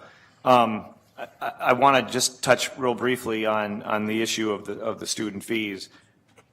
Yeah, there was an issue a long time ago with respect to MPERG, because there was back then it was called the negative checkoff. Yep. Because we used to register on paper back then, and there was a little box that you had to check to not provide $3.20 to MPERG, and if you didn't check it, then you automatically paid it. And that was a big conversation about, well, is that fair? Is that right? And so it was a bit of a microcosm of this issue. And so it's one that, there are obviously some political dynamics in this conversation, and there's some perception issues at the legislative level. And Regent Beeson, I think, is a great person to have on our side as a defender of autonomy. However, my perspective, and I think it's been touched on a little bit, is we do have to be careful. Because it is a partnership. Number one, there are electors, the legislature. Number two, the analogy I'd use is you're living at home and you turn 18.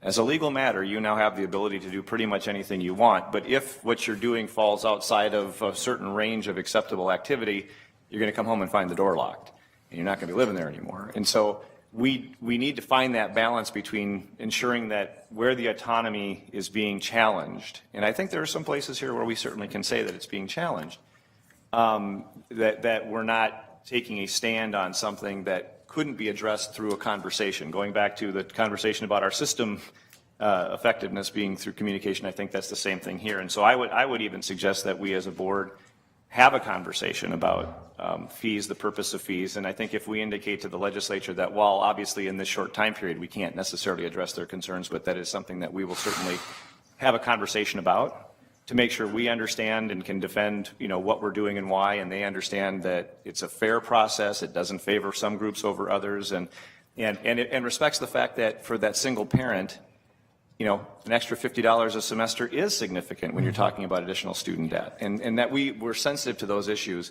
I think that would go a long way with the legislature to understand that we are concerned about these things, and we'll take a look at it. And in partnership with them, come to a conclusion that serves our students well, but also makes them understand we're being good stewards of these dollars. Thank you. Thank you. Regent Swingham, question: has your position on autonomy changed from your previous life into the present life? Mr. Chairman, I need to think about that a little bit. If you ask for money, you might get strings of money. Possible. You had a comment. Just a couple, if I could, Mr. Chairman, just very, very quickly. And to the two of you, let me add my compliments to you. From what I have heard, let me mention, maybe just second what Regent Rocha said. your presence has been significant at the legislature, if not the results yet at this point. But Yogi Berra said, you know, the great philosopher, it ain't over till it's over. And in a week in the legislature, Senator Johnson knows this, a week is a lifetime. It's a whole lifetime. The strategy has been laid from the beginning of January that this last week would turn out the way it was maybe going to happen. If I could, Mr. Chairman, let me just, I cast no judgment on the actions of this body of last October in the request to the legislature that President Kaler mentioned. I just want to, for the record, state that had the makeup of this board been as it is now, it would not have been a unanimous request of $147 million. Very rather significant. And I cast no judgment to your decisions or what went forward, but I just want you to know that it wouldn't have been unanimous. And I know, Senator Johnson, when you sent a letter to the legislature last week saying it was unanimous, I got just a little nervous because I didn't get a chance to have a vote, and that was a previous type thing. I would also suggest that as we look at that big picture of the state of Minnesota, what's in the best interest, we bear in mind that a tax cut for Social Security recipients who are 60 years of age and older and elderly and really struggling, not a bad thing. A reduction in property taxes for farmers, recognizing the difficulty on the farm right now, not a bad thing. Those things got to be balanced together, and it'll be our job to take care of our own house, to clean our own house when we end up with seeing what the number is we get from the legislature. But we'll worry about our own house when that comes. Very good, thank you.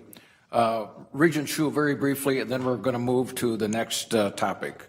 Thank you, Mr. Chair. I have three things. The first one is I'm a little bit concerned about the reduction for the Bell Museum on page, I don't know what page that was, but if you could flip back to it, it's the red number. And that's, I believe it's $360 or $76,000. Is that per year, or is it a one-time reduction? Mr. Burnett?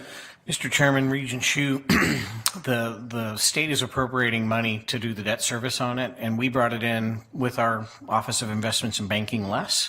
And so when the staff asked us what the actual payments were, they deducted that over our objection. So we can make the debt service with this reduction, but we were hoping that they wouldn't take this back. Regent Hsu? Thanks, Mr. Chair. So a follow-up, Senior Vice President Burnett, the $376,000, that's per year for 25 years, because it's a 25-year deal. Mr. Burnett? It's for sure for next year in the biennium appropriation, but this is something that's going to be annually appropriated over the life of those bonds from the Bell Museum, as I understand how it was financed. But they were truing up the actual debt service with the appropriation estimate that was made when they gave the authority to the board to build the museum. Regent Hsu. Thank you, Mr. Chair. So I guess my question is, since the building's not done yet, I'm concerned that we may end up not being under budget, or not being able to kind of pay this back to them if things don't work out according to plan. And maybe there are some other things that need to go into the building that can go in the building if we get this money back. Mr. Burnett? Mr. Chairman, Regent Hsu, there's no question when you do any capital project, you can find other uses for project money. The indication from my staff is that this project's on budget and on time, and that the debt service that we put forth to get it done would not pretend that this would hurt it. But obviously, this money we propose that this savings would be used to enhance programming or do some other things within the Bell Museum. So we fought this. We asked them not to do this, but we had to be honest with the legislature that the debt service was below the estimate that was in the appropriation. Regent Hsu? Thank you, Mr. Chair. Honesty is obviously the best policy. I appreciate that. On another note, the tuition freeze and assumptions, I think there's one thing that we've not done a good job of, and maybe it's because we're not ready to do it yet, but the tuition freeze numbers that we've given to the legislature, I think have changed, and they're a lot larger than I thought they needed to be, and they didn't really include assumptions of how we got those numbers. So I did submit a request to the board office to get that information. I haven't seen it yet, but is that because it's not done yet or because of some other reason? Mr. Burnett? Thank you, Mr. Chairman. Regent Hsu, we are processing that information request, but as we were getting ready for the board meeting, we had a number of things to get ready for today. We'll get that information to you. And finally, Mr. Hsu? Thank you, Mr. Chair. Finally, if we go back to the bonding page, as you can see, the House has only got $30 million on there. If we were to only get $30 million, is HEAPR our number one priority, or is it some other project such as the chemistry building in Duluth? Mr. Burnett? Mr. Chairman, starting my 6th month here, I would say taking care of our existing assets would always be at the top of our list, and that does that 30 million or some number there for HEAPR would not just be one campus, that would be all the campuses' top priorities addressed at some level. So I think that this prioritization that precedes my joining the university is right, and I would advocate that HEAPR is taking what care of the assets we have now would, in my mind, outrank a new project absent any other direction from this board. Mr. Kramer? Mr. Chair, members, 2 quick things. I do want to thank the board for the comments regarding where we're positioned, but I would ask that the board remember I had the fortunate privilege of joining an outstanding team here, and so the credit really goes to the team. And then second, I did receive clarification on the positioning of tuition to be midpoint of the Big Ten. It is, as I thought, it is both non-resident and resident tuition. Very good. President Kaler, comment. Just thank you, Chair Johnson. A quick follow-up to Regent Hsu's question and concern about the Bell Museum, which I share. The legislation language appropriates dollars to construct and equip, I stress that part, the Bell Museum. We are by no means finished equipping the Bell Museum, and I think any action by the legislature to remove funding is at best premature, and we continue to fight that battle. Very good. Thank you. Next on the agenda is review of the President's recommended fiscal year 2018 annual capital improvement budget. Again, Senior Vice President Burnett and Interim Vice President Bertelsen, please join us at the table, and we look forward to your presentation. Gentlemen? Thank you, Mr. Chairman, members of the board. The board reviews and acts on the university's annual capital improvement budget each May and June, and this presentation will cover the projects we will be planning to undertake in the coming year. We will revisit our 6-year capital plan in the fall. Year 1 of the capital plan, we'll just move to this one. Year 1 of the 6-year capital plan, individual projects greater than $500,000, as well as pools of repair and replacement projects and HEAPR that may fund projects are also brought forth in this way. This board also authorizes major projects to move into design and construction in the coming fiscal year, and anything appearing on this list must have completed pre-design and be fully funded in order to be included on the capital list. And with that, I'm going to, we'll move to this slide very quickly. This is a rehash of what we were just talking about. The capital improvement budget for 18 included a request for $100 million in HEAPR from the state, about $145 million in state bonded projects, which would match $72 million of campus funds or system funds. And then the university funded projects also on this list with no help from the state, total about $74 million. And Interim Vice President Mike Bertelsen is going to walk you through these next few slides. So one reminder is that at this point of the process, we include the entire state capital request, knowing that that may not be the outcome, but I appreciate the optimism of Regent Swigum that there's a long way to go, so we will be optimistic. If anything that's not funded in the legislature, then we will pull out before we come back to you in June. Again, the request, this was in front of you before, so I don't think we need to spend probably time there today. I just want to spend a few moments talking about the value and importance of facility investments in what we have today. Facility renewal is a recurring, consistent, predictable problem to which for maintenance systems wear out, routine investments is required.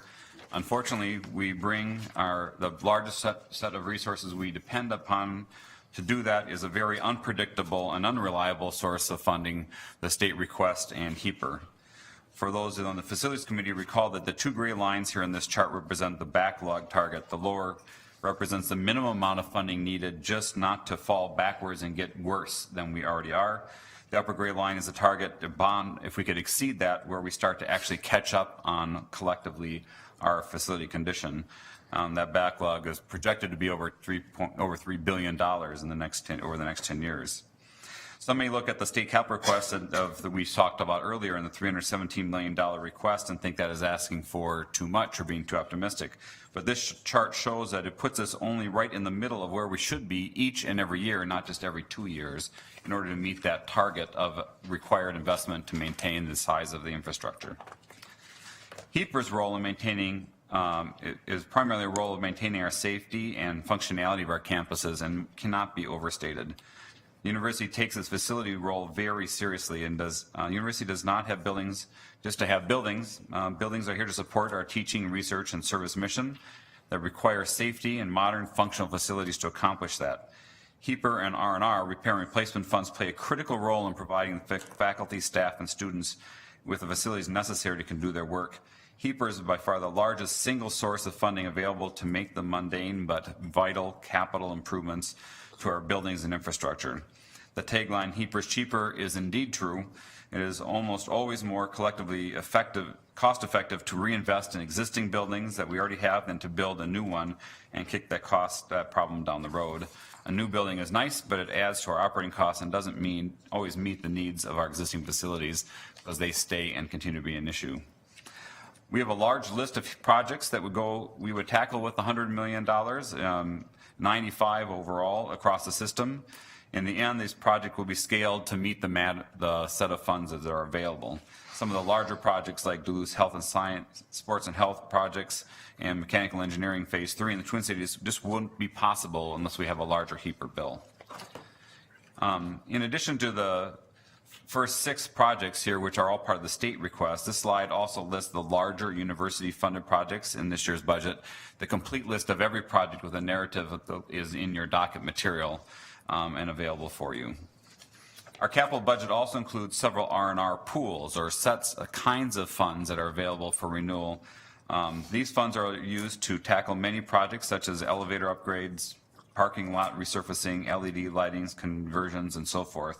Projects in these pools can move up or down in priority based upon criticality, cost efficiencies to be gained while other projects are underway, or balances a return from the project. This gives us flexibility to manage and use those dollars to the best possible means, and are generally funded by different business lines within the university and by each of the campuses.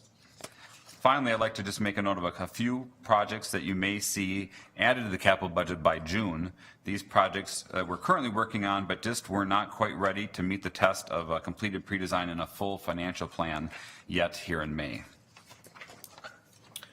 This chart provides a summary of the funding sources for the projects included in our annual capital budget, and it includes the full value of our 2017 state capital request. You can see that it's a combination of university debt, state debt, a little bit of institutional funds, not much in grants or gifts, and local funds in this case are units on our campuses or colleges bringing their resources to bear to help solve capital challenges. The university debt component comes in really 3 parts. We would issue debt to do the match for the state bonding that we've put forth.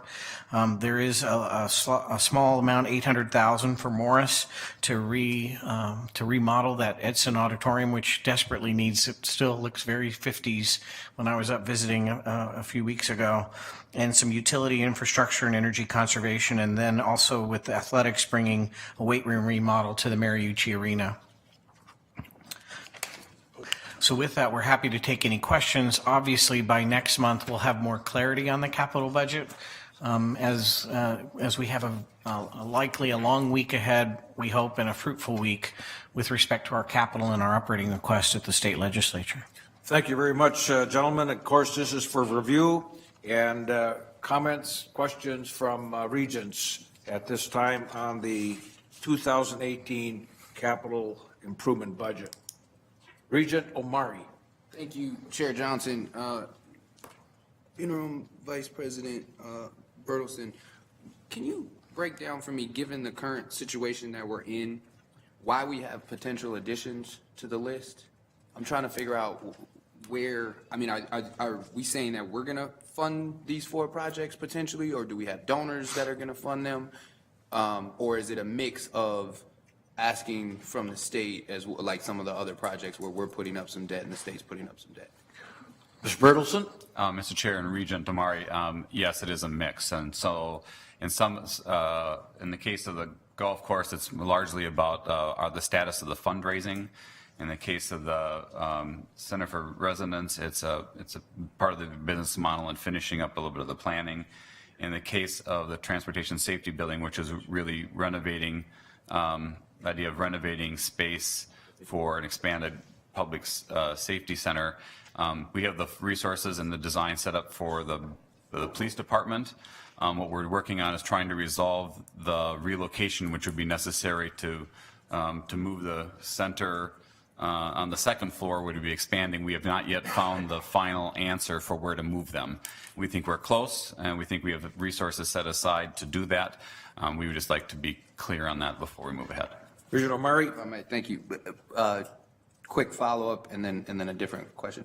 But there's no state ask for these projects. Got it. Perfect. Thank you. And then Senior Vice President Burnett, do you know the annual economic impact that we have on the state of Minnesota?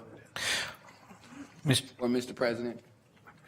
Mr. Chairman, I'll defer to President Kaler. We're going to get that updated, but go ahead. Mr. President Kaler. Thank you, Chair Johnson. Regent Omari. We did a measurement of the economic impact, I believe it was in 2010 or 2011. And we found $13.20 for every dollar of state money that is put in. So at $600 million, that would be approximately $10 billion. That is out of date, and so we've actually engaged with the same firm to update that number, so we'll have a more modern estimate, but it is by any measure substantial. Thank you. Regent Rocha. Thank you, Mr. Chair. Real quick question. I'm not as well informed of this process. Where would a project like the updating life safety issues at the Armory fall in with this list? Is that a future year issue, or how does that fit with what we're talking about right here? Mr. Chair, Regent Rocha, we currently have the Armory is listed in our 6-year capital plan. We'll be talking more about that in the fall in our 2018 capital request, and it's listed as a complete build 2020 request, assuming things progress, and it's listed would be a complete building renovation, so we'd address all components of it. In the meantime, we certainly are using R&R dollars if necessary to address short-term and immediate issues to maintain safety. And we have completed the abatement of the shooting range. The lead abatement has been completed, and that is now open and available for other repurposing use. Thank you. Very good. Regent Powell, last question.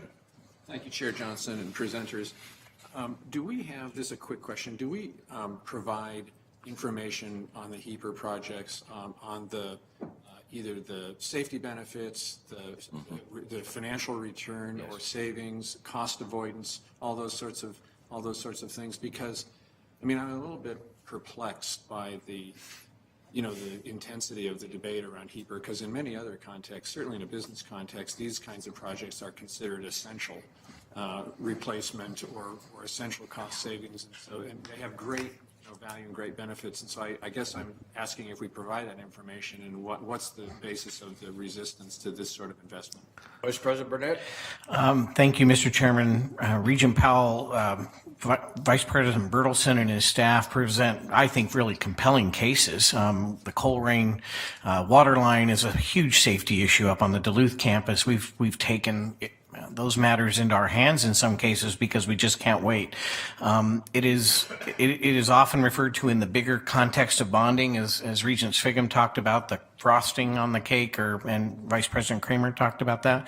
But in essence, this is cost of doing business and maintaining our infrastructure that I think we continue to do it. Yeah, I'm a bit perplexed as well, but we just have to continue to tell our story about why HEAPR is so important to the life safety of our current operations, and it is maintaining what we're doing, not adding anything new or expanding or doing things differently. It's just, in a lot of cases, maintaining assets that the state invested in over the course of decades. Mike? Thank you. Regent Hsu, did you have a question or comment? Yes, Mr. Chair, thank you. I was actually going to go down the HEAPR road also. I just want to know what happens when we don't get HEAPR, and I think you've kind of answered it. We have to start funding it ourselves, in an emergency fashion. And we did talk about central reserves yesterday, and it looks like we may be dipping into central reserves to pick up some of these costs if we aren't getting funded. And the other kind of related question is, it's hard to tell by looking at this list of projects what happens if the state funding doesn't come through, because we don't talk about it. We talk about it in terms of total cost. We don't say necessarily that this is a 1/3 state deal and a 2/3 university deal, and et cetera, and whether or not we would bond for it if the state money didn't come. So that's just a comment that I have. It's really hard to understand exactly what we would do if we don't get all the money we request. Brief clarification, gentlemen?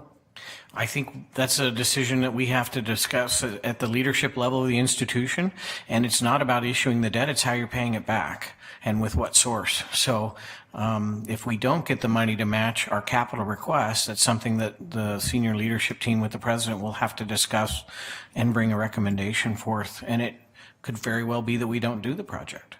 Very good, thank you. Final comment, Regent Sviggum. Mr. Chairman, Mr. Burnett, what can you sell bonds for today, and what's the trend? What's going with the rate? Mr. Chairman, Regent Sviggum, generally we're issuing debt in the 3.3 to 3.5% tax exempt. Going up, or are we? It's actually, the Fed did not raise interest rates at its last open market committee. They are slightly inching up, but there's been so much demand for return out there that it's really depressed interest rates. So we're not worried about interest rate risk in the short run. At least I'm not. Very good. Thank you, gentlemen, for your presentation. Our next item aligns directly with the board's top priority, which is to guide the strategic evolution of the university's clinical partnerships. The board has been in communication with Fairview and UMP about the next steps. And I'd like to call on Regent Simmons to share your report on those recent meetings. Regent Simmons.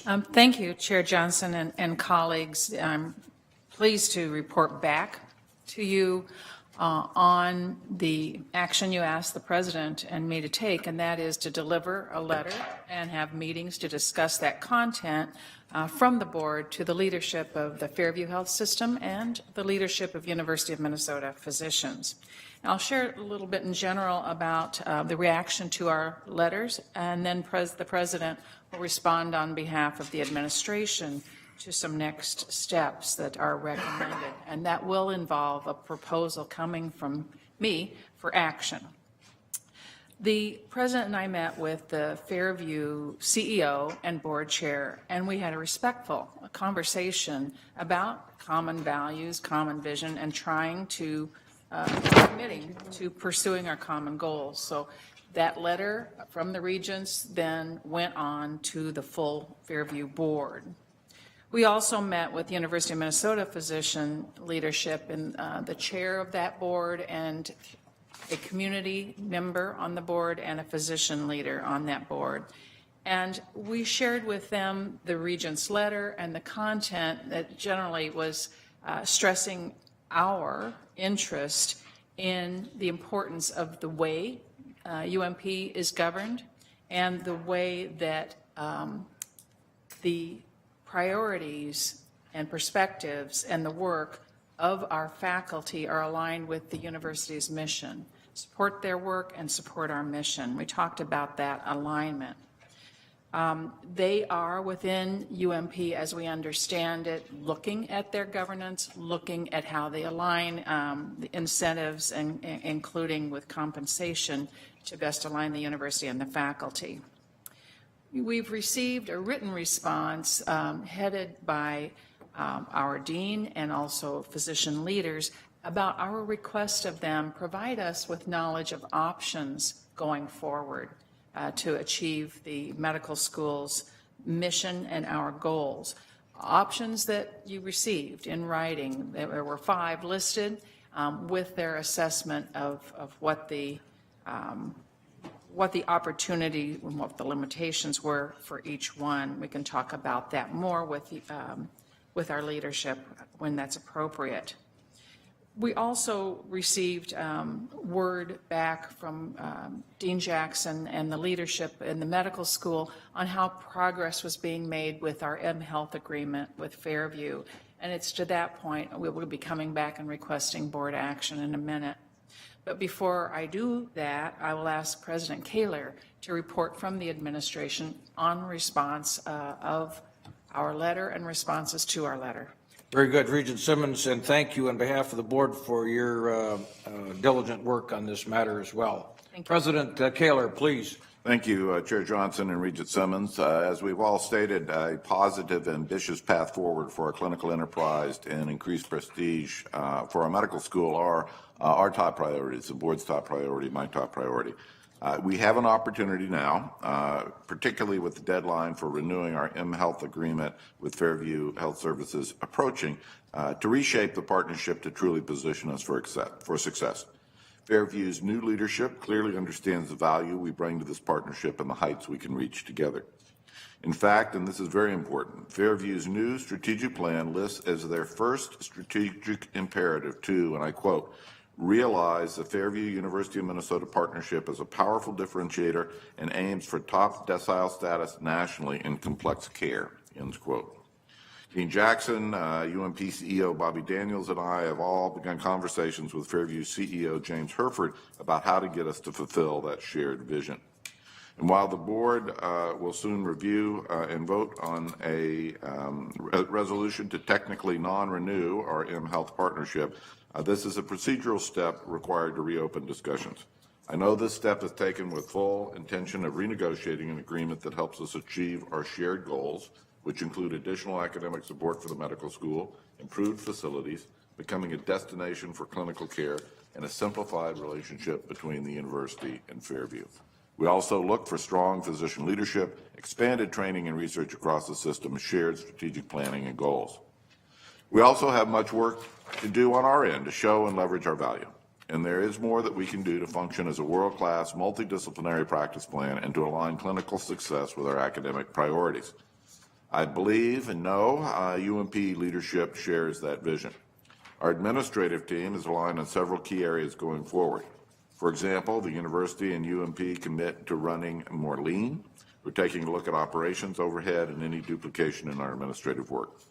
The university and UMP are working to align the funds flow with academic priorities and to use our existing dollars better. And UMP is considering best practices in their own governance. As I stated, we're working with Fairview on the outline of a better, more aligned agreement.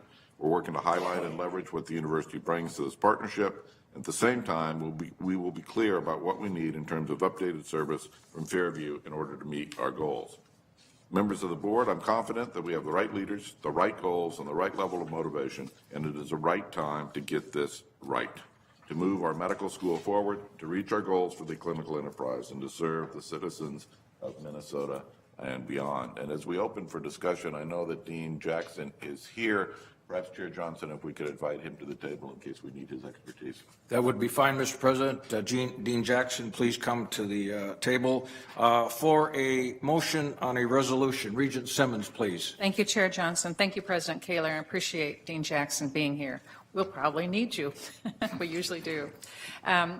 Before you, you see a copy of the resolution that you've seen already that was sent out earlier this week. And that resolution I'm sorry, do you need to do something? Okay. We have gestures going on, this resolution is intended to provide more time to come to a successful negotiation with Fairview on our mHealth contract. We consider it important, very important. The goal in this resolution isn't to end discussions, it's to allow adequate time to meet the board's expectations and the best possible contract for us going forward. So I would like to move the resolution before you, which is a non-renewal of the Master Integrated Structure Agreement, which provides increased time, and that is until September 30th for negotiations to occur, and then we would expect coming back to this board, ideally, hopefully, for action at our October meeting. I move the resolution. There's a motion and a second of the resolution. Discussion, questions. Regent Beeson. Thank you, Mr. Chair. Regent Simmons, thank you for your work. We all had a strong conversation up in Cloquet on this matter, and we did good work. I think this approval is somewhat more than procedural, though, because change has been proven to be pretty difficult with our partners, and I think that we have to be willing to. We need to see substantial and substantive change by the end of September. We need to demonstrate that the medical school is going to benefit from these changes, and it can't be in a surface level, and it can't be a promise to make the hard decisions later. And we have to be willing to permanently cancel the mHealth agreement in the fall if we don't get that. So this is, I know we're going into this with good faith. But this is serious, and we have got to be able to move this along. Thank you. Regent McMillan. Thank you, Chair Johnson, and I share Regent Beeson's thoughts as I look at the resolved piece here. You know, the last two sentences that certainly we're resolving in a spirit of hope that we can get there. I suppose I'm okay with that, but the real message that needs to be sent is we're canceling, or notice of cancellation is being served. And the language, this is a little more about, you know, the board's authority here. The third line, I don't need to be too wordsmithy here, but the board hereby endorses notice. I think that really should be something along the lines of the board hereby authorizes and directs the administration to serve notice. You know, that's to send, again, full signaling and the fact that it is our authorization that you're looking for here. Thank you, Regent McMillan. Regent Simmons, do you agree to that amendment? I consider it a friendly amendment that improves the resolution, and I would accept it. Very good. Who was this? Who made the second? I seconded. Okay, very good. And therefore, you agree to it. Mr. Steves, do you have the amended language? Why don't you just read it back so that we're clear about that? Directs and approves is the language. Yeah, instead of endorses, the administration or the board hereby authorizes and directs the administration to serve. So that language replaces the word endorses. Yeah, that's okay. Mr. Steves, would you just read that for the regents? Right. So starting in the line 3 of the resolved clause, the Board of Regents hereby authorizes and directs the administration to serve notice of non-renewal pursuant to the terms of the MISA. And on. Very good. That is a friendly amendment, is agreed to by the author. Okay, very good. Regent Chu. Thank you, Mr. Chair. I have a question about the back half of that sentence. Is it necessary to say that we expect to retract the notice will be retracted in conjunction with the renegotiated agreement? I don't know what the agreement says, but I think once we give notice is, given, and unless we were to retract it before June 1st, I don't know that we would need to retract it after June 1st. Regent Simmons, care to comment, or would you like Dr. Jackson? I would very much like Dr. Jackson to comment because I don't know, and I don't know if you do, but probably, sort of the legality here. By virtue of this contract, we have to give appropriate notice. So perhaps you could speak better to the language than I can. Dr. Jackson and General Counsel sitting behind you if you need shoring up. Yes, Chair Johnson, Regent Chu. I would appreciate General Counsel Peterson coming up here. This, in fact, was discussed on this wording, and it seemed to be more of a legal issue. So if you don't mind, perhaps. No more phones. Thank you, so you can't call someone. Counsel Peterson. If you don't know, there's about 28 other people in back of you we could get. Welcome. Counsel Peterson. Good morning. Thank you, Chair Johnson. I'll do the best I can. Some of the legal points made, including the comment by Regent Hsu, are certainly accurate, but at the same time, at the moment, this is language of diplomacy because this language has been discussed with Fairview in the spirit of cooperation with Fairview. In terms of whether come September 30, we'd be in a posture of retracting notice or simply leaving the notice as is and otherwise renegotiating the agreement is something that can be crafted in different ways around that September 30 date. So retraction would still be possible.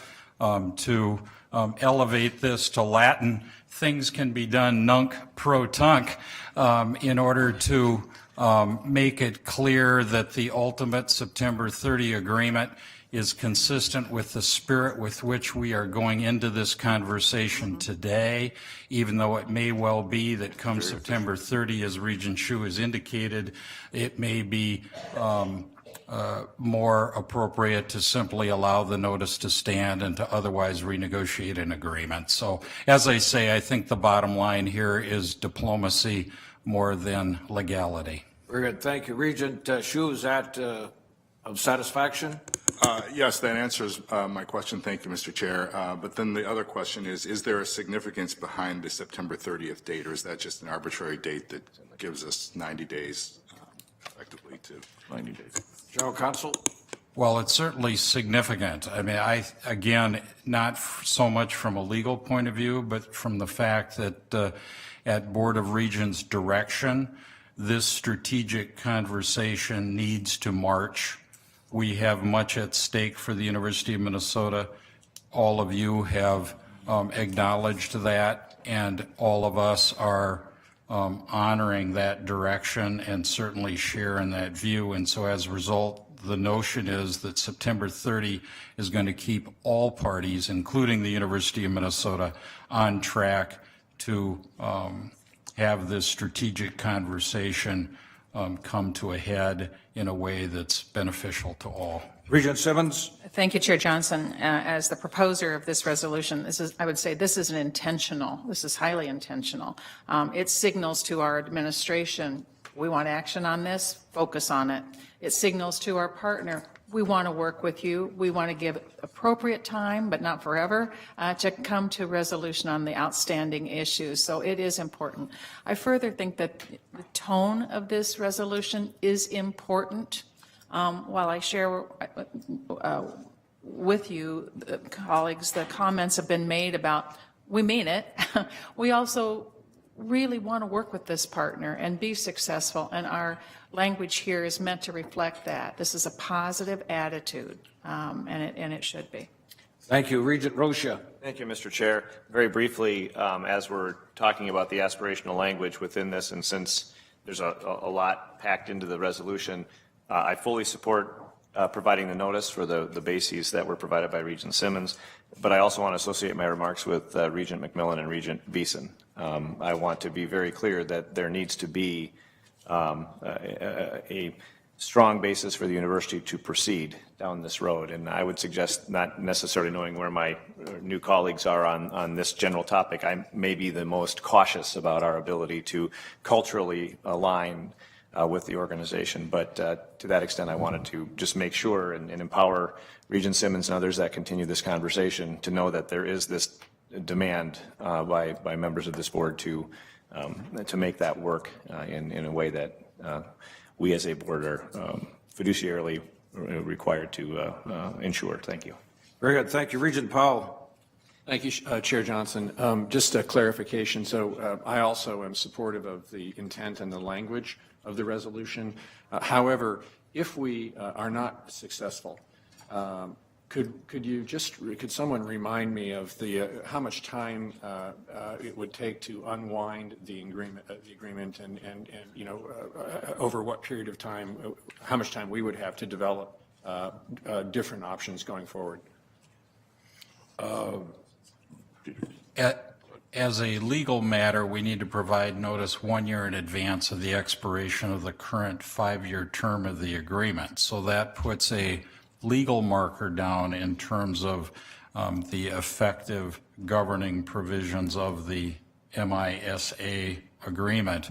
I think the harder question is what the practical and medical and patient implications would be for a break in that continuum of care, and that clearly is recognized to be a sensitive and difficult and delicate question for all of the parties. But at the same time, I think given the direction of the board, everybody is very clear-headed that we need to have a crisp and forthright discussion between now and September 30 and be prepared for some of the difficult choices we'd be presented if we felt as if things were not on the right path. And I don't know whether Dean Johnson would like to in any way comment on, the prospect of this not working out. I think at the moment, everybody's trying to emphasize that this is currently a moment of opportunity. Regent Cohen, please. Thank you, Chair Johnson. I am very hopeful, and also I was very glad to hear President Kaler, you say that the relationship between the University of Minnesota and Fairview is the top line on their Fairview strategic plan. I think that's really important and crucial. I was glad to hear you say, General Counsel, that this is a diplomatic way of saying that we really want some changes and some different results. But I think we do want to indicate that we are very interested and hopeful this time that things can really, that we can use mHealth as a beginning, maybe broader negotiation. So I'm very much for the resolution. Very good. Thank you. Regent Simmons. Thank you, Chair Johnson. I would just remind us and follow what Regent Cohen said. This particular agreement is one of over 1,000 contracts between the university and Fairview. So whatever happens with this agreement, and this is a big important one, it's a big important one for a lot of reasons, we are still in partnership with Fairview. And so working well with our partner, improving our relationships in all aspects of our common work is critically important to our medical school, and it's an absolute obligation to our patients. So the commitment is high on our part to do what's right and to make things right for the community, the patients, as well as the mission of the medical school. Very good. On the motion before us in regard to the resolution, on the motion, further discussion. If not, all in favor indicate by saying aye. Aye. Those opposed, motion prevailed. Thank you very much. We now move to committee reports. Behalf of Facilities, Planning and Operations, Regent McMillan. Regent McMillan. Where is Regent McMillan? Facilities? The Facilities Planning and Operations Committee met yesterday, and we have 4 action items. 3 of them are schematic design approvals, and 1 is a consent agenda for your consideration this morning. The first of the schematic design approvals is the Health Science Education Center, and which you just heard about from our bonding request perspective. The Health Sciences Education Center will support new accreditation and curriculum standards while promoting team-based care. It will be used by all schools within the Academic Health Center and become the new front door to the AHC in many ways. It's located where the current VFW and Masonic buildings are, Both of those will be demolished as part of this project, and it incorporates about 142,000 gross square feet, 5 stories of new building, plus 52,000 square feet of renovation inside Phillips Wagenstein. So a total of just about just under 200,000 square feet. Active learning classrooms, simulation labs, library reconsolidation. 108, almost $109 million. No construction begins until approval of a capital budget amendment by this board, which is contingent upon bonding funds from the state. I move approval of those schematic designs. It's been moved. Is there a second? Second. Been moved and second. Discussion. Regent Hsu. Thank you, Mr. Chair. I'm not on facilities, so some of you may know the answer to this question. Others may not. If we approve this, we're actually going to continue spending money on the project, I assume, and hoping that we do get funding for it. But in the event that we don't get funding for it, what happens to the project? And what are we committing to really do? Regent McMillan, you may answer, or Mr. Bertelsen is also prepared. One part of, or a connected piece of this project, Regent Hsu, is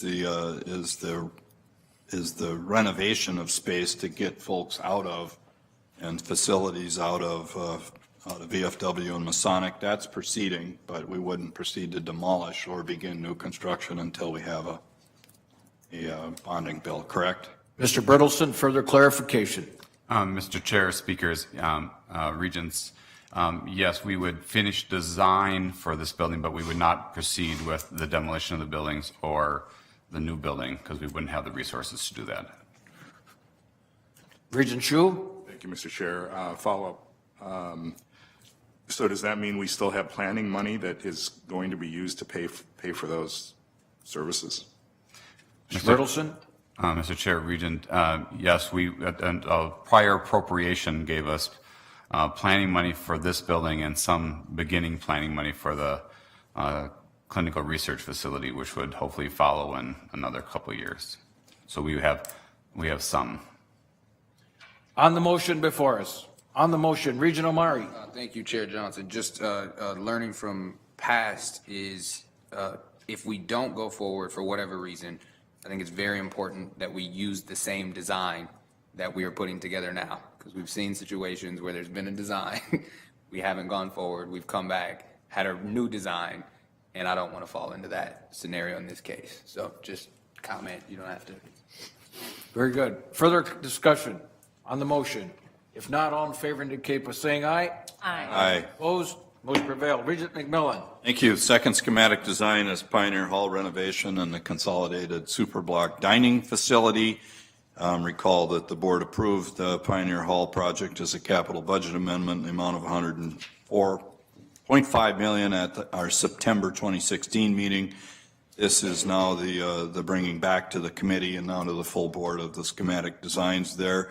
Recall that that'll increase the number of beds to 756 there and consolidate dining so that we can serve about 850 students across the super block in that facility. Bed counts maintained. The design eliminated the need for a 5th floor, and also the final schematics and design increased square footage for dining. The administration also brought back an estimated cost of about $5.5 to $6 million for addition of a tunnel to the north half of the super block. The Pioneer and Frontier are connected now. Centennial and Territorial are connected, but the two parts are not connected. And the administration is not recommending the addition of that tunnel to connect the north half of the super block. So the 104.5 million is still the size and scope of the project. They've made refinements and improvements, but no major changes, and I move approval of the schematic designs. It's been moved. Is there a second? Second. It's been moved to second. Discussion. Regent Rocha. Thank you, Mr. Chair. Presenting somewhat of a minority report on this project. As I think those of you who were on the board at the time, we talked about this the first time. I did not support it. My concerns are briefly, one is the the use of $1/10 billion of bonding on this project when I don't think that it was the most pressing need for either the university or for housing. Capacity is what we as a board have said is our priority, is a challenge. But I also do note that the connection issue is a significant one. My general approach to improving facilities for students would be first do no harm. And currently our students, half of the students on the super block, which is a substantial number of students, do not have to go outside in the dead of winter to access their dining. We have opportunities in the current project that would allow that, either by maintaining facilities in more than one space or by leading a connection. The connection, the $5 million number, I'm highly skeptical of it. It's not nearly as long as one might think, but I have not sent out my own RFP to see what could be done. I also think that there's the possibility of something that would be temporary during the least pleasant months. I do know that there is a perspective that it's not that big a deal to step outside. I do note that we'll be spending $3 million on another item here shortly to provide connections between buildings, and so it's a bit inconsistent. But I would note that students in the 2 dorms that are now going to have to go outside every time during finals week and so on, each meal, they don't have kitchens in their places. When we go to restaurants, obviously we have a choice to do that, or, I don't think any of us have a kitchen in a separate facility from where we sleep. And so I don't think that we're serving our students very well by being cavalier about removing something that they've had. Now, of course, the downside is we won't get a lot of squawking right now because the people that will be affected by this are currently sophomores and juniors in high school by the time they show up. And I do have a question, tongue-in-cheek, for Regent McMillan. Did we include the money for the plaque with the names of the regents that are sending everyone outside to place outside the doors of those dormitories? Don't have to answer that. That might be another $5 million. that was, On the McMillan motion. but that McMillan motion. concludes my remarks. Thank you, Mr. Chair. Thank you. Regent Shu. Thank you, Mr. Chair. I will echo Regent Rocha's responses, and I would just say that having lived in the super block, I do know that it is nice to be able to walk in a tunnel. We are gophers for, and we do make investments in tunnels and things in other parts of the campus. And one of the things that we're trying to do, and we've been trying to do, is attract students from other parts of the country. While I would agree that there are hardy Minnesotans who may not use a tunnel, even if it were provided, I think that we are providing, we do need to provide good freshman housing for all the students that might be coming here from elsewhere. So I didn't support the project the first time around. I was hoping to maybe be able to support it if there were a tunnel included, but I won't be able to support it. On the McMillan motion, Regent Beeson. Thank you, Mr. Chair. I'm in agreement with Regents Roche and Shu on and I'm going to actually make an amendment that we reinsert the tunnel, because we spent $100 million on I voted for the project, I believe in the project, and then we try to cheap out at the end with what is really an important element for our students, and it's 5% of the project cost. And I think that's the wrong approach. So I would ask a friendly amendment to reinsert the tunnel into this project. Second. Been moved in second, amended by Regent Beeson are you saying that to insert the project cost of the tunnel into this project? Yes. Discussion on the Beeson amendment. Regent Simmons. I'm concerned about doing that. I have confidence in the Facilities Committee where this has been discussed. I have confidence in the administration that brought forward this proposal. I'm going to support the original proposal and not the amendment. And I would not consider that a friendly amendment. Okay, further discussion. Regent Omari.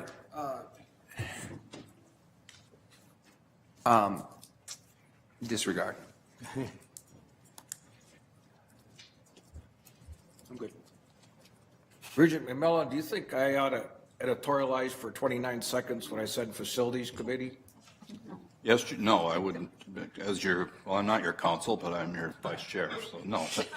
All right, very good. Any further discussion? Further discussion? Regent Lucas. Thank you, Chair Johnson. I'm wondering if at least we could put it in as a place where savings could be directed. A lot of times these budgets come in under, under the budget, and I think it's very important if we could readdress this issue because the tunnel is very important. Mr. Bertelsen, a question.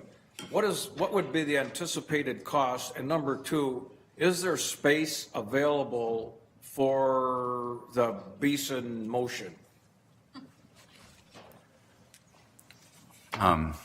Mr. Chair, Regents, so two things is there space available underground? Is there a pathway for it? There is a pathway you could create. So we did enough design review to imagine where the pathway would take you and how to get there. So it's not, though the ends of the buildings aren't that far apart, the pathway of where you would need to make the connections to the tunnels is further away. And so it does make the tunnel and therefore the length of the construction a little bit larger. The cost we're estimating is at $5.5 million. Part of the difficulty for many things, we do look for opportunities for add alternates and out of contingencies, as Regent Lucas has said. I think one of the, I'm not saying it's impossible, an added difficulty here is some things are easy to add late in a project, other things are harder to do. And a tunnel, underground is sort of where you start at the bottom and work your way up. It's much easier to do equip things later.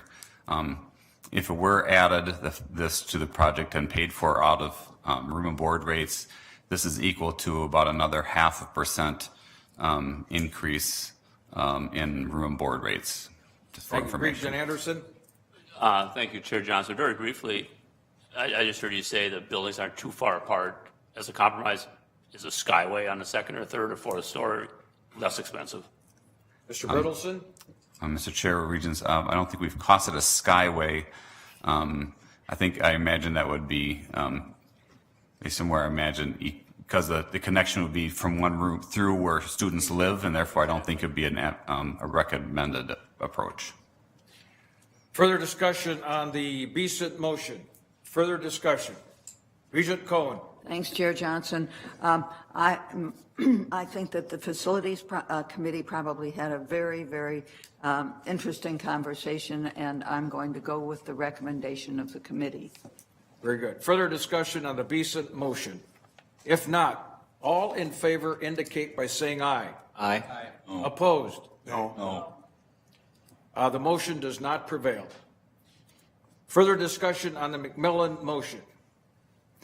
Further discussion. If not, all in favor indicate by saying aye. Aye. Opposed? No. Motion prevails. Regent McMillan.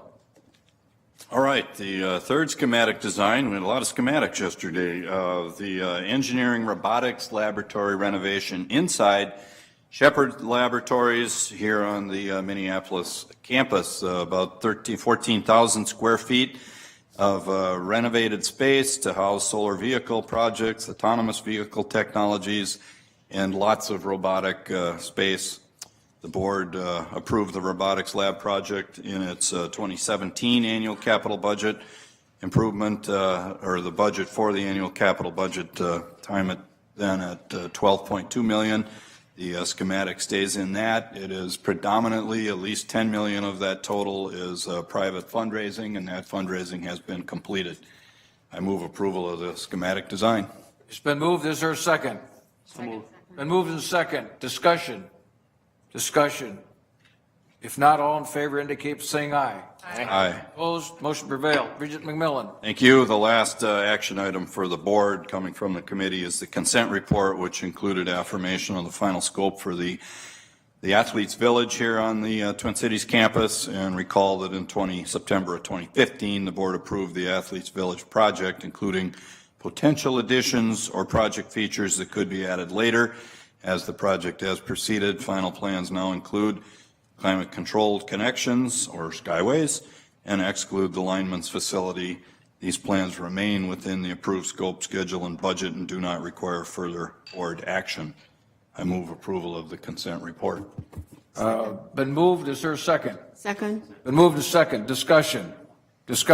Regent Shu. Thank you, Mr. Chair. Regarding the Lineman Building, I understand it's been deemed unnecessary now, but what I was wondering about is, did we actually make it easier to add it at a future date if in fact we decide to? Mr. Bertelson? He may have left. Mr. Bertelson, Mr. Burnett, question about Lineman's Building. I believe your question was, could it be added later if deemed necessary, Regent Shu? Mr. Chair and Regent Shu, I know we designed it that way. My understanding is that's the way it's being built. I know you asked that question this morning. I didn't get a hold of the project managers in the last couple hours, but that's my understanding, but we will confirm and get back to you. Very good. On the McMillan motion, further discussion. If not, all in favor indicate by saying aye. Aye. Opposed? Motion prevails. Regent McMillan? All right, 2 information items, the Internet of Things and university operations, a great presentation from Vice President Gulacek and his team. We operate one of the largest integrated building management systems in North America, right here on this campus, and the Internet of Things helps us with that. Importantly, we had a good discussion around university housing cost projections, and I'll just summarize those. 2016 housing cost rates with full inclusion of the added cost for the Pioneer renovation will take total housing costs, room and board, from about $8,700 to $11,300, an average increase of 4.5%. And after the Pioneer money is spent and the debt retired, that'll come back down, so it won't increase at a 4.5% rate going forward. We sit at the bottom or near the bottom of the Big Ten in our housing costs, and even with these increases, we expect to stay there. We did not have a discussion around risk management and the acquisition of real estate, a planned conversation, but we ran out of time, so our apologies to Vice President Bertelson and Associate Vice President Volna. We will have that conversation next week. That ends my report. Thank you, Regent McMillan. On behalf of the Audit and Compliance Committee, Regent Lucas. Thank you, Chair Johnson. I'd just like to acknowledge that this was the first meeting of the Audit and Compliance Committee since Regent Broad left the board, and I'd like to acknowledge what great leadership she provided during her time here. So we had nothing that requires action, but we did have some discussion items. The first was that we, find my thing here. The committee discussed the cost of information technology compliance and the cost drivers with Interim Vice President and CIO Gulacek and Chief Information Security Officer Dowland. The presenters provided an overview of the legal and regulatory cost drivers of IT compliance, something we've been asking for. We also reviewed the audit and non-audit services provided to the university by external audit firm, including Deloitte, who currently serves as our external auditor. The committee also reviewed the external audit plan for fiscal 2017.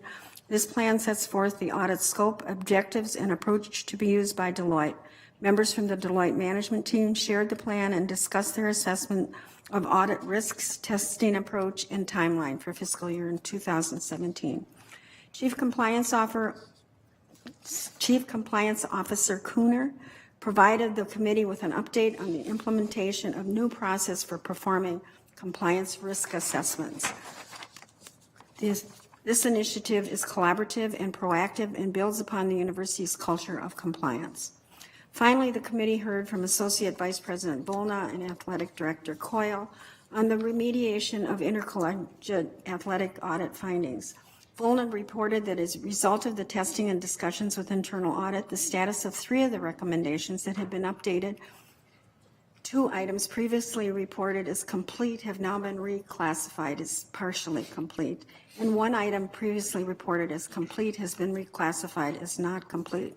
The Financial Oversight Group continues to meet and progress continues on the audit recommendations. And Mr. Chair, that concludes my report. Thank you very much. On behalf of Governance and Policy Committee, Regent Cohen. Thanks, thanks, Chair Johnson. Action items. There were 2 action items in the committee this month. The Governance and Policy Committee voted unanimously to recommend adoption of the proposed amendments to Board of Regents policy, reservation and delegation of authority. The proposed amendments would repeal Board of Regents policy, board authority, by integrating it into reservation and delegation of authority. Subdivisions 1 and 2 of board authority will be added. Subdivision 3 is replicated in other board policies.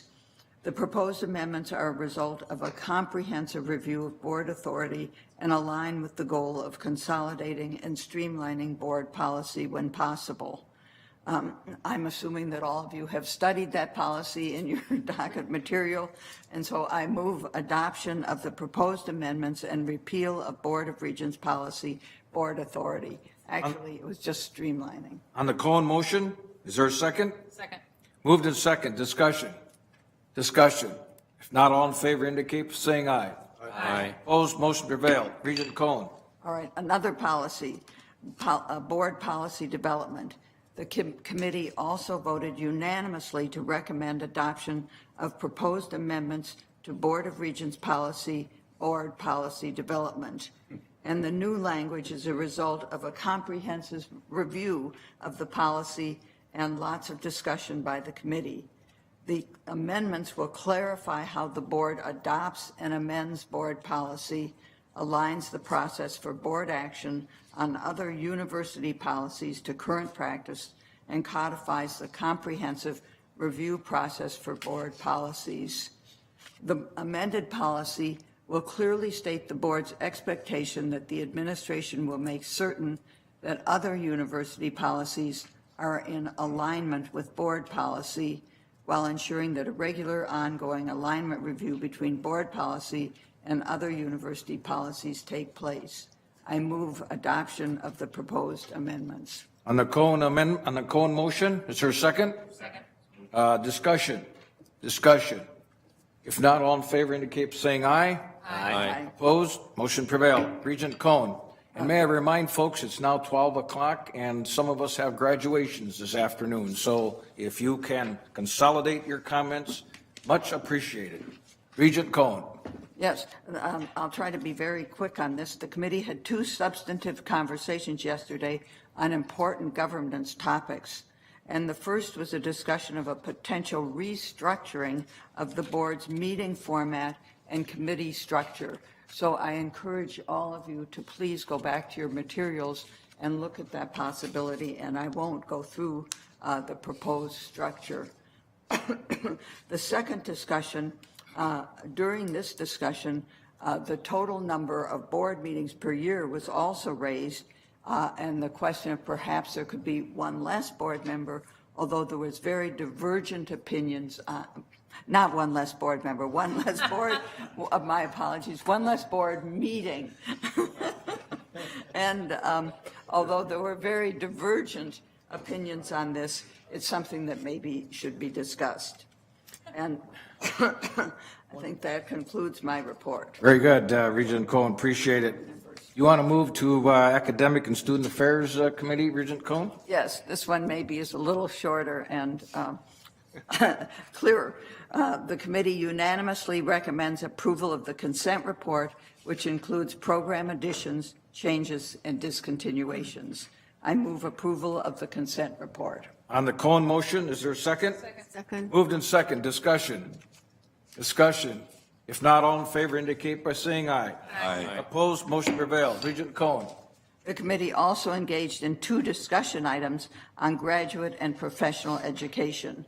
Across the system, over 18,000 students are enrolled in graduate and professional programs. And I won't go into more detail for saving time, but they were really interesting and important conversations. Mr. Chair, that concludes my report. Thank you, Regent Cohen. Regent Beeson, on behalf of the Finance Committee. Thank you, Mr. Chair. The committee considered 1 action item this month, consent report. We voted unanimously to recommend approval of the report, which includes purchases and services over $1 million. I move approval of that. On the Beeson motion, it has been moved in second.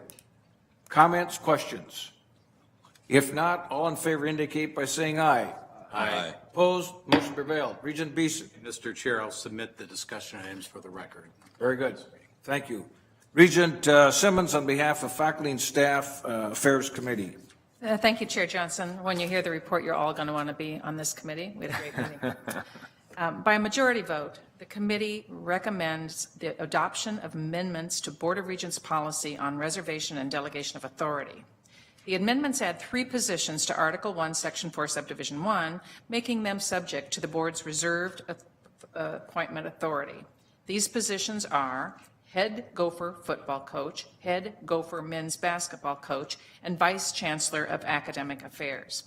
The amendments also include a correction in the title for the director of intercollegiate athletics on the Twin Cities campus and the alphabetical listing of positions. So some of that red is really housekeeping. Additionally, the proposed amendment clarifies that the appointments delegated to the president are not bound by other thresholds listed in this policy, specifically Article 1, Section 1, Subdivision 5. This edition of this policy being proposed, I don't know if there's any person who loves it. What I will say is the committee has worked hard, the board has worked hard for most of a year to try to find a consensus position to advance these changes forward that our sense is the board wants. So I don't expect everybody to cheer, but I do hope that we've reached something that the majority of the board can now support after multiple attempts to get there and listen to all the very helpful, valuable perspectives brought forward. With that, I move adoption of the proposed amendments. On the Simmons motion, is there a second? I second. It has been moved in second. Discussion. Mr. Chair. Discussion. Regent Beeson. Thank you, Mr. Chair. I know there has been a lot of work, and this has been rolling around the board for many months. I am going to oppose the motion. I think it's a bad policy. There's a dynamic that is that to me raises risk between regents and power coaches, and I think this has the potential to undermine authority of the athletic director and the administration.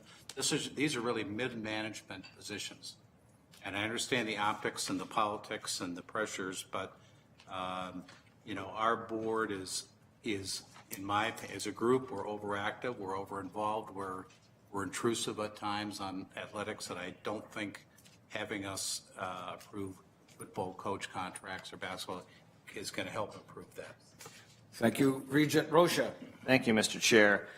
To add a little more flavor to the context, particularly for our new colleagues, this actually was in front of the Governance and Policy Committee, and which worked very hard and came up with a resolution that had pegged the approval authority to compensation for the president, as some of other institutions do.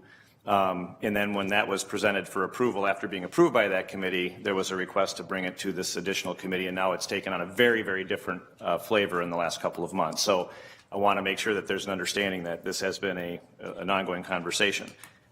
First, I don't think there's anyone on this board that should support adding the names of the 2 head coaches to the list. And this is a conversation that we had a long, long time ago. When trying to find the right balance as a board for when we do exercise oversight. If you only identify 2 teams coaches and they're both men's teams, I think that provides a Title IX concern that those are the only programs that warrant board consideration. And so I don't think under any circumstances should anybody support identifying only 2 coaches on the men's side. The second part of it is there's actually a pretty good argument right now for not making any change other than possibly clarifying the title of a couple of the positions, and I think that the board office has the authority to do that. We're doing it right now. The fact is that it's a question about the financial threshold, and as you know, we hired a new football coach with the board providing approval, and we're none the worse for wear for that. If you look across very successful programs, their boards do provide approval, and it gives the public the confidence that we are keeping an eye on the public fisc. Regent Beeson, I completely appreciate your question, and I would point out that, or your concern rather, I would point out that we don't get involved in the hiring or making that decision, but we also don't make that same decision when it comes to a department buying $1 million worth of widgets or $2 million worth of bituminous for a project. These are just dollar thresholds that require a special attention from the board. And if we treat these contracts like any other contract, then we don't get into the passions of whether we're exerting influence over a power coach. So what my preference would be, if we do want to pass this, would be to amend this to say that, clarifying that the appointment, I would change the red language at the bottom of the resolution. I'm guessing you may not have it because we don't have access through board effect right now, but that the appointment of university employees not listed in subdivision 4, which I would say would not include the names of the coaches, subdivision 1 shall be subject to the reservations and limitations set forth in Article 1, Section 1, subdivision 5 of this policy. All that means is if we have any hire in the institution, whether it's the coach of a women's program, whether it's an administrator, if it is a multi-year contract at so many hundreds of thousands of dollars that overcomes $2 million, it would just simply require the public to know, have the confidence that we as a board will consider that. And if we do it dispassionately that way, we don't run into Title IX issues, and we are doing our job as members of this board to take a look at high dollar contracts. The language as it stands right now would allow somebody to commit the university to a $100 million contract with somebody. And you know, in the practice of law, Regents Vigum, if you don't think you'll ever see it, you're certainly going to see it at some point in time where something of that variety occurs. So if it would be appropriate, Mr. Chair, I move to amend the resolution to remove G and H, correcting the letters, and then revising the bottom phrase to the appointment of university employees not listed in Section 4, Subdivision 1 shall be subject to the reservations and limitations set forth in Article 1, Section 1, Subdivision 5 of this policy. Been moved by Regent Rocha. Is there a second? Is there a second? I'll second. Been moved in second. Discussion on the Rocha amendment. Can you Regent Anderson? Chair Johnson, I also was on the committee where it originally had came out with a percentage of the president's salary, whether it was equal to or greater than the president's salary. In discussion with regents from other universities, some of us came up with that language, and I much prefer that for many of the reasons that Regent Rocha says. Unfortunately, I don't have a current document in front of me which is telling me what you're doing, so I'm having a hard time following this discussion. Regent Anderson, I think we have a document being handed out now so we can visibly see what we're discussing. My suggestion might be is, you know, with all due respect, is that we bring it up next month. I don't know. It's been kicked around for 9 months. Regent Simmons. Thank you, and happy to kick this policy around plenty more. But I would like to comment on the statements that have been made. One is this.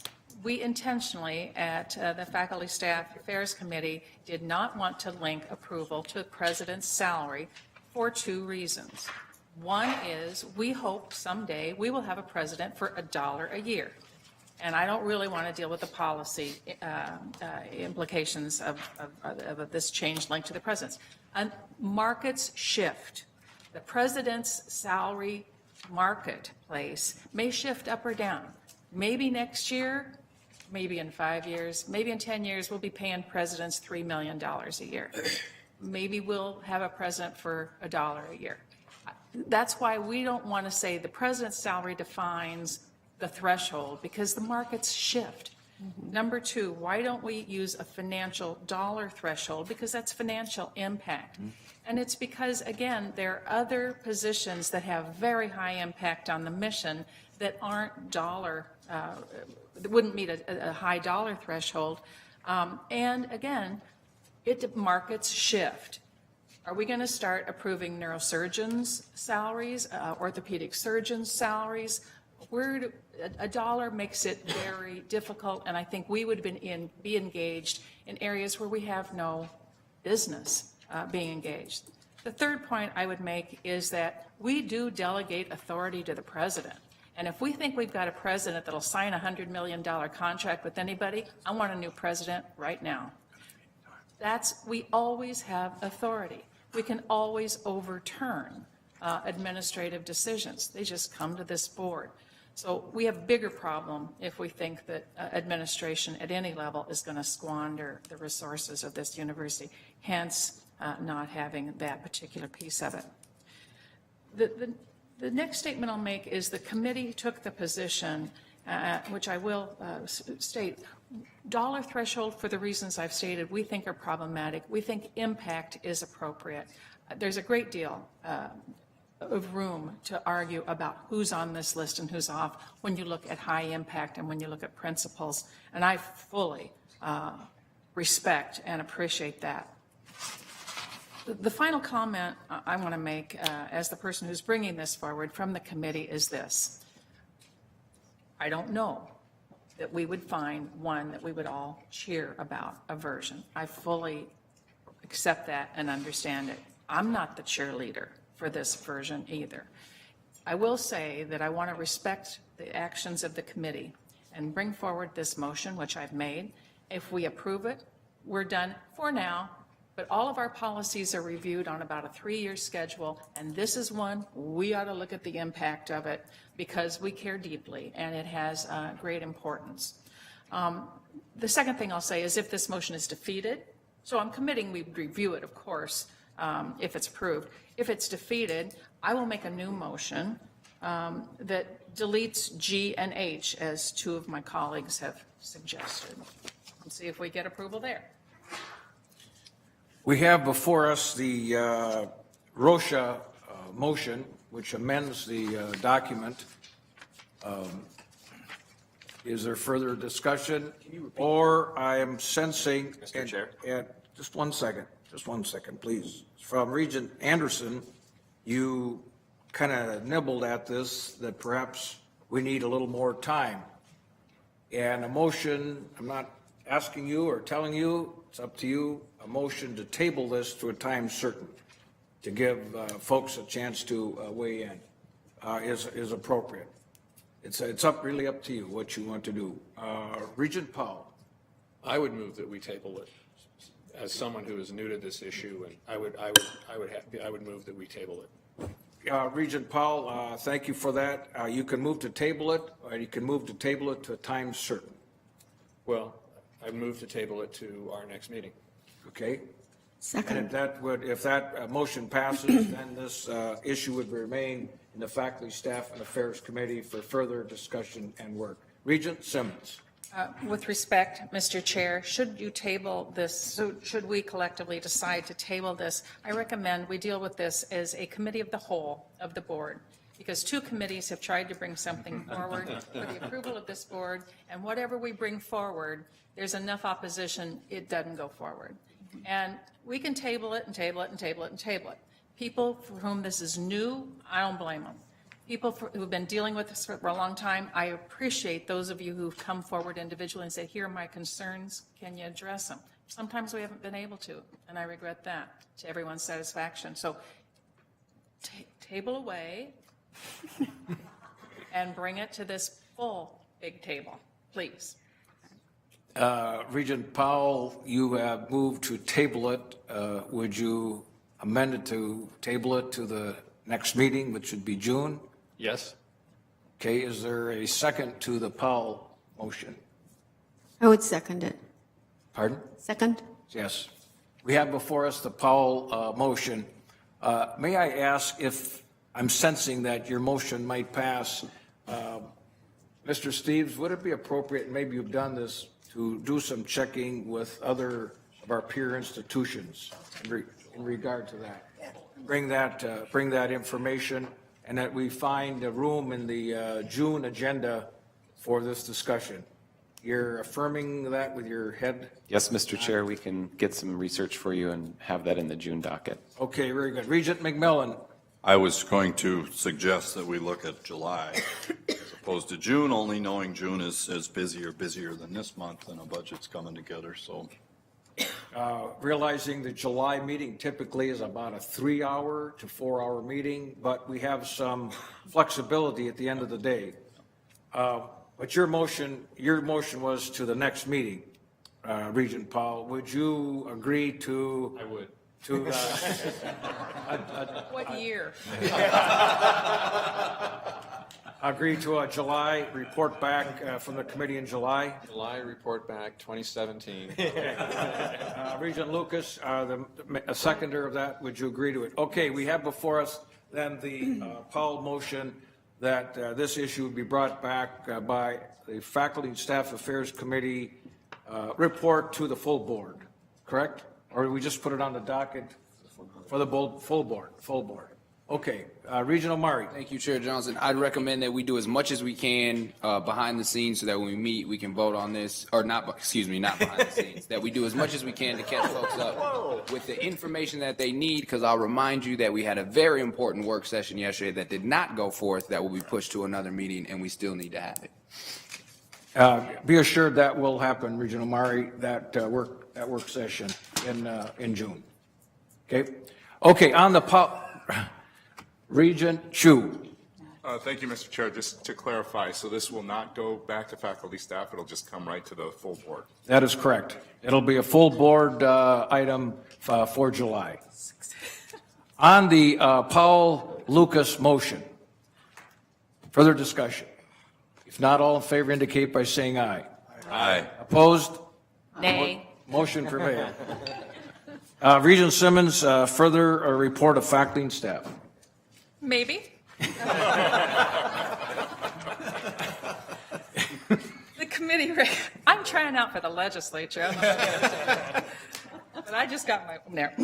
The committee unanimously recommends approval of the promotion and tenure recommendations for regular faculty candidates as presented by the senior academic officers of the University of Minnesota. I move approval of the promotion and tenure recommendations for regular faculty. Second. It's moved in second. Discussion?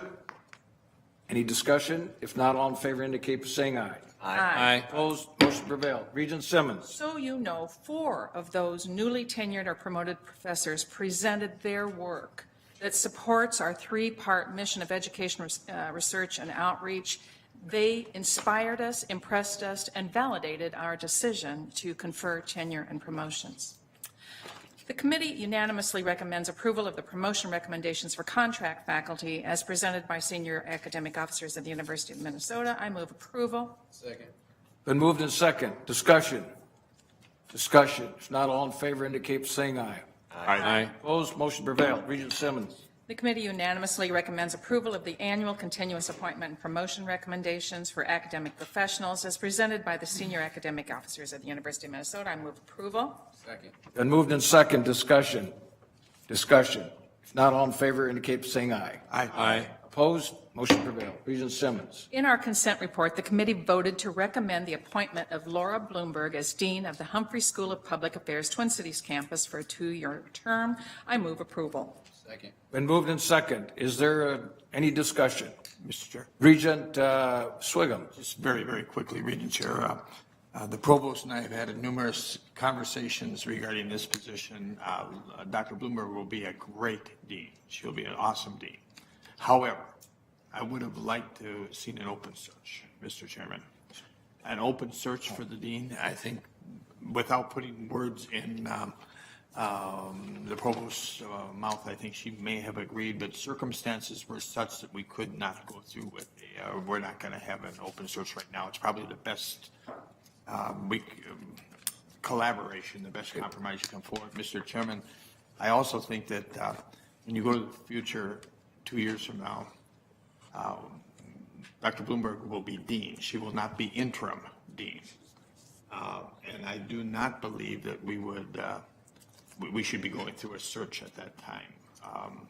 I don't think we will fire a dean unless something really comes forward. So I think in 2 years or a year, I'll be saying, let's save the money. Let's not go through a search. Let's save the time, save the money. And Dr. Bloomberg is dean, although I would have liked to see an open search. Very good. Thank you. On the motion, all in favor indicate by saying aye. Aye. Opposed? Motion prevailed. Regent Simmons. Also in the consent report, the committee voted unanimously to recommend approval of the appointments of, I'll take them together, Mary Holtz-Klaus as Chancellor of the Crookston campus, Carol Strohecker as Dean of the College of Design Twin Cities campus, Brian Burr, Ron Olson, and Jenny Werner for appointments to the Minnesota Landscape Arboretum Foundation Board of Trustees, and amendments to the employment agreement of Richard Patino, head men's basketball coach, Twin Cities campus, and conferral of tenure for 4 outside faculty hires. I move approval of this consent report. It has been moved. Is there a second? Second. Been moved and second. In respect to the motion, if there's a regent that would like to separate a particular position out and vote on that separately, that is appropriate. But the motion is for the entire number of individuals so named that is before us in the Simmons motion. Discussion. Discussion. If not, all in favor of the motion indicate by saying aye. Aye. Opposed? Motion prevailed. Regent Simmons. In non-action items, very briefly, we had a tremendous conversation on tenure with a discussion on the mutual obligations of tenure, institution and faculty. Appreciated deeply the conversation that was led by Provost Hanson and distinguished McKnight University professor Daniel Frisbee. Just to cut to the chase of our discussion, tenure is fundamental to the success of our university and research universities across the nation, and it's a model for other nations as well. Mr. Chair, that concludes my report. Very good. Thank you very much. Is there any old business to come before the board? Any old business? Is there any new business to come before the board? I would ask Mr. Steves to read a resolution. Regents of the University of Minnesota resolution to conduct non-public meeting of the Board of Regents to discuss attorney-client privilege matters. Whereas, based on advice of the General Counsel, the Board of Regents has balanced the purposes served by the open meeting law and by the attorney-client privilege and determined that there is a need for absolute confidentiality to discuss particular matters involving the University of Minnesota. Now, therefore, be it resolved that in accordance with Minnesota Statutes 13D.01 Subdivision 3 and 13D.05 Subdivision 3B, the remainder of this Board of Regents meeting will be non-public for the purpose of discussing attorney-client privilege matters related to confidential university personnel matters involving pending proceedings and the potential for litigation. Is there a motion? So moved. It's been moved. Is there a second? Second. Discussion on the motion. Discussion. If not, all in favor indicate by saying aye. Aye. Opposed? The motion prevails, and we would ask everyone at this time, other than the Board of Regents, to vacate the boardroom. We stay here. Yes.